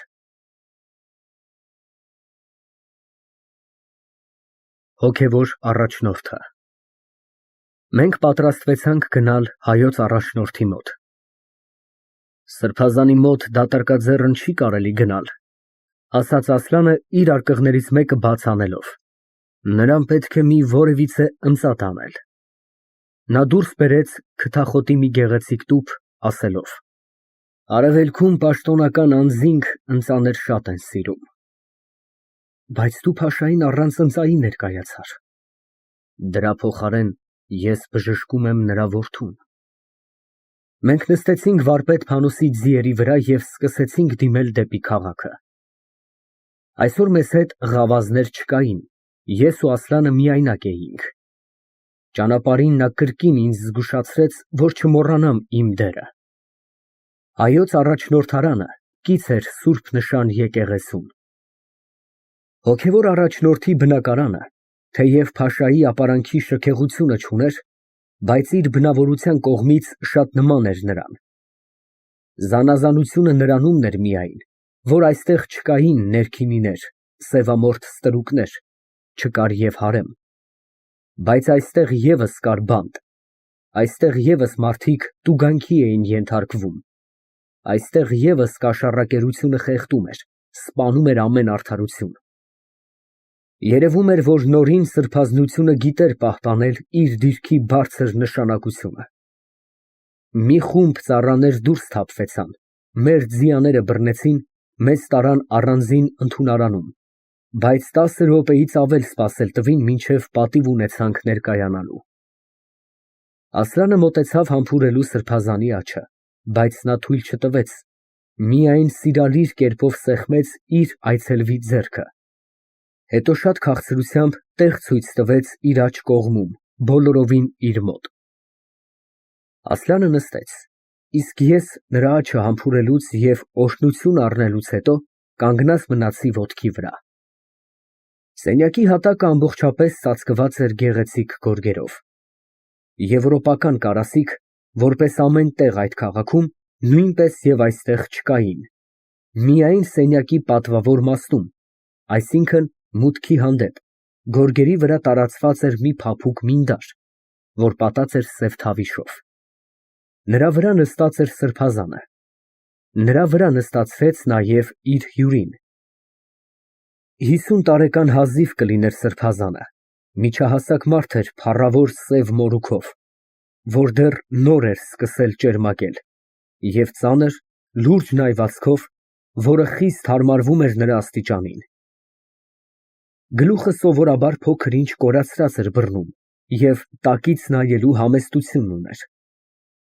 Հագել էր երկար, ընդարձակ փարաջա սև ատլասից, որի մետաքսյա կարմիր աստառով պատած լայն թևքերը Երևան էին հանում նրա գեղեցիկ թևնոցները, որ պատրաստված էին վարդագույն թավիշից և կապված էին արծաթյա կոճակներով։ Աջ ձեռքում բռնած ուներ երկար տեր ողորմյա դեղին սաթից, խոշոր հատիկներով, որի մի մասը փաթաթել էր բազուկի վրա։ Ճկույթի վրա փայլում էր եպիսկոպոսական ոսկի մատանին, ահագին վարդագույն քարով։ Այդ պատկառելի անձնավորությունը միացնում էր իր մեջ կրոնավորի անձնավորությունը իշխանավորի փառահեղության հետ։ Ինչ լեզվով կարող եմ ձեզ հետ խոսել, պարոն բժշկապետ, հարցրեց սրբազանը։ Ես դժբախտաբար եվրոպական ոչ մի լեզու չգիտեմ։ Ես արևելյան համարյա բոլոր լեզուներով խոսում եմ, բացի հայերենից, պատասխանեց Ասլանը տաճկերեն լեզվով։ Այդ շատ լավ է, որ եվրոպացիք, երբ գալիս են դեպի մեր կողմերը, գիտեն տեղային լեզուներ։ Դա միջոց կտար նրանց ավելի լավ ծանոթանալ երկրի հետ։ Բայց դուք, պարոն բժշկապետ, որպես ինձ ասացին, եկած եք մեր քաղաքը գլխավորապես բևեռագիրները քննելու նպատակով։ Առանց հայերեն գիտնալու իմ կարծիքով դժվար կլիներ ձեզ որևիցե գաղափար կազմել մեր բևեռագրերի մասին։ Ձեր նկատողությունը բոլորովին ճիշտ է, սրբազան հայր, բայց ինձ անծանոթ է հայոց միայն կենդանի բարբառը, որով այժմ խոսում են, իսկ հին լեզուն ես բավականաչափ ուսումնասիրել եմ։ Ներեցեք, խնդրեմ, իմ անտեղի հետաքրքրությանը, որտեղ սովորեցիք այդ լեզուները։ Ես բավական ժամանակ եղել եմ Հնդկաստանում, այնտեղ սովորեցի պարսկերենը և հայոց հին լեզուն, հետո ապրում էի Եգիպտոսում, այնտեղ սովորեցի արաբերեն և տաճկերեն։ Դա մի մեծ հարստություն է, այդքան լեզուներ գիտենալ։ Դուք, պարոն բժշկապետ, սովորած լինելով արևելյան լեզուներ, իհարկե ընտելացած կլինեք և արևելյան սովորություններին։ Այդ դուք տեսնում եք, սրբազան հայր, պատասխանեց Ասլանը ծիծաղելով։ Տեսնում եք, ինչպես ծալապատիկ նստած եմ մինդարի վրա։ Սրբազանը նույնպես ծիծաղեց։ Մի մանկահասակ պատանի, լավ հագնված, բավական գրավիչ դեմքով ներս մտավ, մի ձեռքում բռնած արծաթյա փոքրիկ սրճամանը, մյուս ձեռքում արծաթյա փոքրիկ մատուցարան, որի վրա դրած էին երկու չինեական ֆինջաններ, նույնպես արծաթյա տակերի մեջ։ Այդ բոլոր հրապուրիչ անոթները անուշահոտ ըմպելիքով չափազանց մաքրությունից փայլում էին։ Պատանին ծանրությամբ մոտեցավ, ածեց սև հեղուկը, նախ տվեց հյուրին և ապա սրբազանին։ Սուրճից հետո մի այլ պատանի ներս բերեց արծաթյա նարգիլեն։ Այդ բոլորը, եթե կարելի է այդպես ասել, բավական փաշայական էր, բավական նման էր փաշայի տան հյուրասիրության ձևերին։ Հիմա ես բոլորովին համոզվեցա, պարոն բժշկապետ, որ դուք բավական ընտելացած եք մեր սովորություններին։ Ես մինչև անգամ սիրում եմ արևելյան սովորությունները։ Երբ ես վերադառնում եմ իմ հայրենիքը, իմ ամենալավ ընծաները իմ ընտանիքին լինում են արևելյան գորգեր, շալեր, արևելյան կարասիք։ Մի սենյակ իմ տան մեջ, ուր ես պարապում եմ, զարդարված է բոլորովին արևելյան ճաշակով։ Արևելքը հրապուրիչ է, սրբազան հայր, նա անփառասեր կրոնավորների վրա անգամ ունենում է իր ազդեցությունը։ Ինչպես ինձ վրա, պարոն բժշկապետ, պատասխանեց սրբազանը, հասկանալով իր խոսակցի խուլ ակնարկությունը։ Ես, պարոն բժշկապետ, հետևում եմ մեր նշանավոր պատրիարքներից մեկի օրինակին, որը հագնում էր ամենաթանկագին զգեստներ, օծվում էր անուշահոտ յուղերով, մորուքի և գլխի մազերի վրա սփռում էր ոսկու փոշի և իրան շրջապատում էր ամեն տեսակ շքեղություններով։ Մի անգամ սուլթանի հետ սեղան նստած ժամանակ թագավորը նկատողություն արեց նրան, թե կրոնավորին վայել չէ այդ աստիճան պճնասիրությունը։ Նա փոխանակ պատասխանելու բաց արեց իր օձիքը և ցույց տվեց։ Փառավոր մետաքսյա զգեստի ներքո, մերկ մարմնի վրա, նա հագած ուներ այծի մազից գործված կոշտ ծակոտող խարազն, որ մի ժամանակ հագցնում էին հանցավորներին, երբ կամենում էին ավելի տանջել նրանց, հետո սովորություն եղավ հագնել ճգնավորներին, որոնք իրենց անձը ենթարկում էին ամենախիստ փորձությունների։ Ասլանը շատ լավ գիտեր, որ նորին սրբազնությունը իր սև ատլասի փարաջայի տակից այս տեսակ խարազն հագած չունի, բայց դարձյալ համաձայնվեցավ նրա հետ, ասելով. Արևելքում մարտակին փայլը մեծ նշանակություն ունի։ Մինչև անգամ հարկավոր է, ավելացրեց սրբազանը։ Այստեղ մարդկանց խելքը աչքերումն է և ոչ գլխումը։ Իմ նախորդը, երբ որ գնում էր փաշայի մոտ, նրան ժամերով սպասել էին տալիս, մինչև թույլտվություն էր ստանում ներկայանալու, որովհետև ոտքով էր գնում և աբեղայական հասարակ հագուստով։ Բայց ինձ հետ այնպես չեն վարվում։ Ձեր փաշան բավական քաղաքավարի մարդ է, խոսքը փոխեց Ասլանը։ Ամենապատվական մարդ է, բարի, առաքինի, ժողովրդասեր, աշխարհաշեն, մի խոսքով, թե իբրև մարդ և թե իբրև երկրի կառավարիչ անգնահատելի է, իր նմանը չունի։ Նա բոլորովին հիացած է ձեզանով, պարոն բժշկապետ, նա ձեզ լողմանի հետ է համեմատում։ Ձեր սակավաժամանակյա բժշկությունը թե փաշայի վրա և թե նրա որդու վրա մեծ օգուտ է բերել։ Քանի օր նրա մոտ էի, միշտ ձեզ վրա էր խոսում և միշտ միայն այն էր հարցնում, թե ինչով կարող է երախտամատույց լինի ձեզ։ Ես նրան մի մեծ ծառայություն չեմ արել, պատասխանեց Ասլանը, բայց պատրաստ կլինեի, եթե իմ ժամանակը ներեր, ավելի մեծ ծառայություններ անել, որովհետև նա արժանավոր մարդ է և մանավանդ, որ դուք այդքան գովում եք։ Ճշմարիտ է, արժանավոր մարդ է և գովության արժանի է, կրկնեց սրբազանը։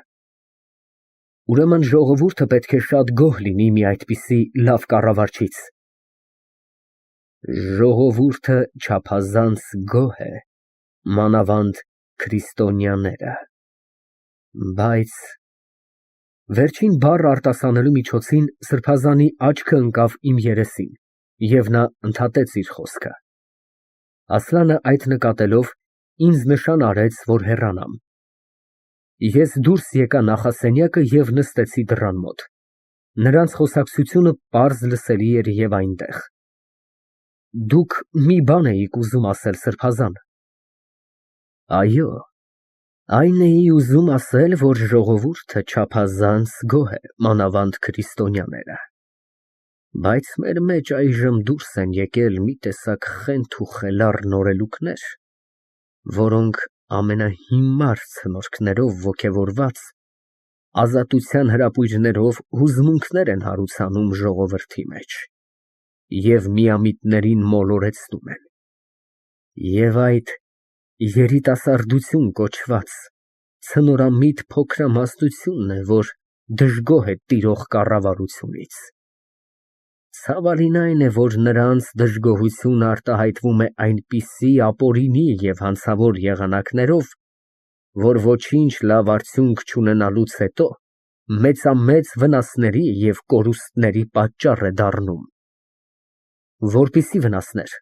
հարցրեց Ասլանը։ Այդքանն էլ մեծ վնաս և մեծ կորուստ պետք է համարել, պարոն բժշկապետ, որ մենք կորցնում ենք մեր բարեխնամ կառավարության աչքում մեր հավատարմությունը, որ ստացել ենք դարևոր, անձնանվեր ծառայությամբ։ Մեր ժողովուրդը մի քանի խելագարների պատճառով կասկածավոր է դառնում կառավարության աչքում։ Մի՞թե կա հայերի մեջ այդ տեսակի երիտասարդություն, հարցրեց Ասլանը զարմացած կերպով։ Դժբախտաբար կա, բայց դեռ նոր է ծնվում, դեռ նոր է կազմակերպվում։ Բայց թե ես, որ իմ սուրբ պարտավորությունն եմ համարում, և թե փաշան, որ նույնքան նախանձախնդիր է այդ գործում, ամեն ջանք պետք է գործ դնենք, որպեսզի այդ չարիքը խեղդենք հենց իր ծնունդի մեջ։ Ասլանը ոչինչ չպատասխանեց և ինձ ներս կանչեց։ Ասացեք խնդրեմ, սրբազան հայր, խոսքը փոխեց նա,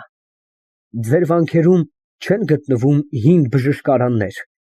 դա ինձ համար որպես բժշկի շատ հետաքրքիր է։ Հայոց բժշկարանները, ըստ մեծի մասին թարգմանված լինելով արաբականից, այժմ արաբերենի մեջ շատերի բնագիրը կորած է։ Ես մեծ հույս ունեմ հայերեն թարգմանությունների մեջ գտնել այդ կորած գրքերը։ Գրչագիր բժշկարաններ կարելի է գտնել մեր վանքերում, ինձ ևս շատ անգամ պատահել է տեսնել, կարելի է գտնել նաև մասնավոր տներում։ Իհարկե, ձեզ պետք է հայտնի լինեն այդ վանքերը, որոնց մեջ ավելի մեծ թվով գրչագրներ են պահպանվել։ Ինչպես չէ, բոլորը հայտնի են։ Օրինակ, Վարագա վանքը, ծովի մեջ գտնված 3 կղզիները, որոնց յուրաքանչյուրի մեջ մի անապատ կա, և ուրիշ շատ վանքեր, որոնք գտնվում են իմ վիճակի մեջ։ Դուք ինձ շատ կպարտավորեիք, սրբազան հայր, եթե կշնորհեիք ինձ մի թուղթ, որ ձեր թեմի մեջ գտնված վանքերում, որտեղ կպատահեր ինձ լինել, ցույց տային ինձ գրչագիրները։ Ես նրանց չէի շարժի իրենց տեղից, բայց եթե իմ նպատակներին հարմար բան գտնեի, կխնդրեի, որ ինձ համար արտագրեն։ Մեծ ուրախությամբ ես կհրամայեմ հենց այսօր պատրաստեն այդ թուղթը։ Նրա մեջ նշանակված կլինեն բոլոր վանքերի անունները, որոնց մեջ գտնվում են գրչագիրները։ Շատ շնորհակալ եմ, ձեր թուղթը ինձ համար միևնույն ժամանակ մի տեսակ ուղեցույց կլինի։ Սրբազանը հրամայեց երկրորդ անգամ սուրճ տան և կանչեց իր քարտուղարին։ Մինչև դուք մի անգամ ևս նարգիլե կծխեք, թուղթը պատրաստ կլինի։ Քարտուղարը հարկավոր պատվերը ստանալուց հետո գլուխ տվեց և հեռացավ։ Ասլանը դարձյալ շարունակեց խոսել բժշկության վրա։ Եվրոպան, արևելքից սովորելով բժշկությունը, սկսեց բոլորովին մոռանալ իր վարժապետին։ Հառաջադեմ աշակերտը իրավ է, կարող է ավելի զարգանալ և իր սովորածը ավելի կատարելագործել, բայց հին վարժապետի մոտ դարձյալ շատ բան մնում է։ Ես, օրինակ, հիացած եմ հայոց ժողովրդական բժշկությամբ։ Ճանապարհորդությանս ժամանակ ըստ մեծի մասին խույս էի տալիս քաղաքներից, անցնում էի հայոց գյուղերով, ժողովրդի բժշկության եղանակները ուսումնասիրելու համար։ Ինձ հաջողվեց մի քանի նշանավոր գյուտեր անել, որ մեր բժշկության մեջ բոլորովին անծանոթ են։ Ասլանը սուտ չէր խոսում, նա իրավ հետաքրքրվում էր ժողովրդական բժշկությամբ, նրա գրքերով, բայց այդ չէր նրա ճանապարհորդության իսկական նպատակը։ Հանգամանքներից օգուտ քաղելու զարմանալի ընդունակություն ուներ այդ մարդը, և ավելի զարմանալի էր նրա մեջ այն ճարպկությունը, որ իր ցանկացած նպատակը հենց իր հակառակորդի ձեռքով կատարել կտար։ Օրինակ, նա պետք է գնար Վարագա վանքը, և ինձ լավ հայտնի էր, թե ինչ նպատակով։ Նրա այցելությունը այդ վանքին կարող էր մեծ կասկած հարուցանել սրբազանի սրտում, որովհետև, ինչպես հետո կտեսնենք, նա Վարագա վրա շատ վատ աչքով էր նայում։ Այժմ Ասլանը այնպես պտտացրեց գործը, որ ինքը սրբազանը նրան թուղթ տվեց Վարագա գնալու, թեև ես հավատացած էի, որ Վարագա գրադարանը նրան շատ չէր հետաքրքրում։ Ես կցանկանայի տեսնել նաև մի տեսակ աղ, որ պատրաստվում է Վանում, ասաց նա։ Այդ աղը պատրաստվում է Ավանս գյուղում, պատասխանեց սրբազանը։ Այստեղից շատ հեռու չէ գյուղը, ընդամենը մի քանի ժամվա ճանապարհ է։ Պատրաստում են ծովի ջրից, բորակ է կոչվում։ Այստեղ գործ են ածում լվացքի մեջ, մաքրելու զարմանալի զորություն ունի։ Նա բորակ չէ, ասաց Ասլանը, անկասկած մի այլ բաղադրություն պետք է լինի։ Եթե իմ կարծած աղից լինի, որի մեջ տարակույս չունեմ, կարելի է հուսալ, որ այդ աղը ժամանակով կդառնա վանեցոց հարստության գլխավոր աղբյուրներից մեկը։ Հարստություններ շատ կան մեր երկրում, պարոն բժշկապետ։ Մեր հանքերը լի են արծաթով, զառիկով, պղինձով, մենք ունենք նավթի աղբյուրներ, Առատ քարածուխ ևս գտնվում է մեր լեռներում, ուրիշ ինչեր չունենք մենք, բայց օգուտ քաղողներ չկան։ Եթե քեզ նման ճանապարհորդներ հաճախ այցելեն մեզ և ուսումնասիրեն մեր երկիրը, մենք բախտավոր կլինեինք։ Այդ իրավ է, ասաց Ասլանը և նայելով ժամացույցին ավելացրեց. Ներեցեք, սրբազան հայր, ես բավական ժամանակ խլեցի ձեզանից, ճանապարհորդներ առհասարակ սաստիկ շատախոս են լինում, բայց ես չափանցա։ Ձեր հաղորդած տեղեկությունները այն աստիճան թանկագին էին ինձ համար և գրավիչ, որ ես չէի կարող օգուտ չքաղել։ Շատ ուրախ եմ, պարոն բժշկապետ։ Դուք ինձ մեծ բավականություն կպատճառեիք, եթե որքան ժամանակ այստեղ կմնայիք,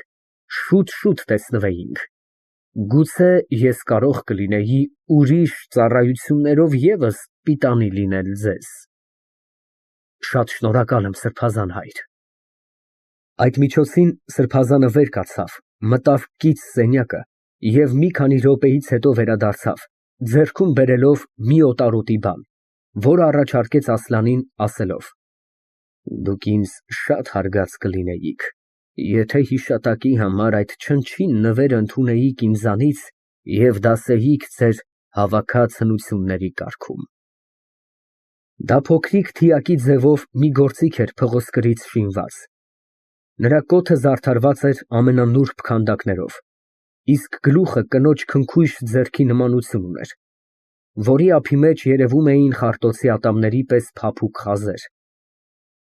Ասլանը ձեռքում բռնած երկար նայում էր նրա վրա, հետո երեխայի պես ուրախանալով ասաց. Ես այն աստիճան սիրահարված եմ հնությունների վրա, սրբազան հայր, որ եթե դուք չտայիք այդ գեղեցիկ ընծան, ես պատրաստ կլինեի մինչև անգամ գողանալ ձեզանից։ Իսկ ես ձեր այդ փոքրիկ մեղքը կներեի որպես հոգևորական։ Ուղիղն ասած, ես էլ չկարողացա զսպել ինձ, սկսեցի ծիծաղել այդ հանակների վրա։ Ձեր ընծան որքան հիանալի է, սրբազան հայր, ասաց Ասլանը, բայց խոստովանում եմ, որ նույնքան ես վատ հնագետ եմ նրա նշանակությունը հասկանալու համար։ Բացատրեցեք, խնդրեմ, դա ինչ բանի է ծառայում։ Դա մեր վանական աբեղաների հնարած մի գործիք է, կոչվում է տիրուհի։ Հենց այդ անվան մեջն է նրա նշանակությունը, որովհետև կատարում է նույն ծառայությունը, ինչ որ տան տիրուհին կատարում է ընտանիքի մեջ։ Հայոց ընտանիքներում դեռ պահպանվել է վաղեմի սովորությունը, որ տան տիրուհին քորում է իր սկեսուրի, սկեսրայրի և մինչև անգամ հարգելի հյուրերի մեջքը, մաժում է նրանց ոտները և հանգստացնում է նրանց քնելու ժամանակ։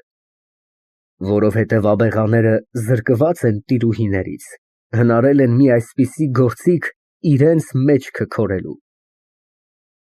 Շատ սուր կատակ է աբեղաների կողմից, ասացեք, խնդրեմ, որ դարու գործ է այդ տիրուհին։ Պետք է 12-րդ դարու գործ լինի, որովհետև այն կաթողիկոսը, որին ընծայված է եղել այդ տիրուհին, ապրում էր 12-րդ դարում։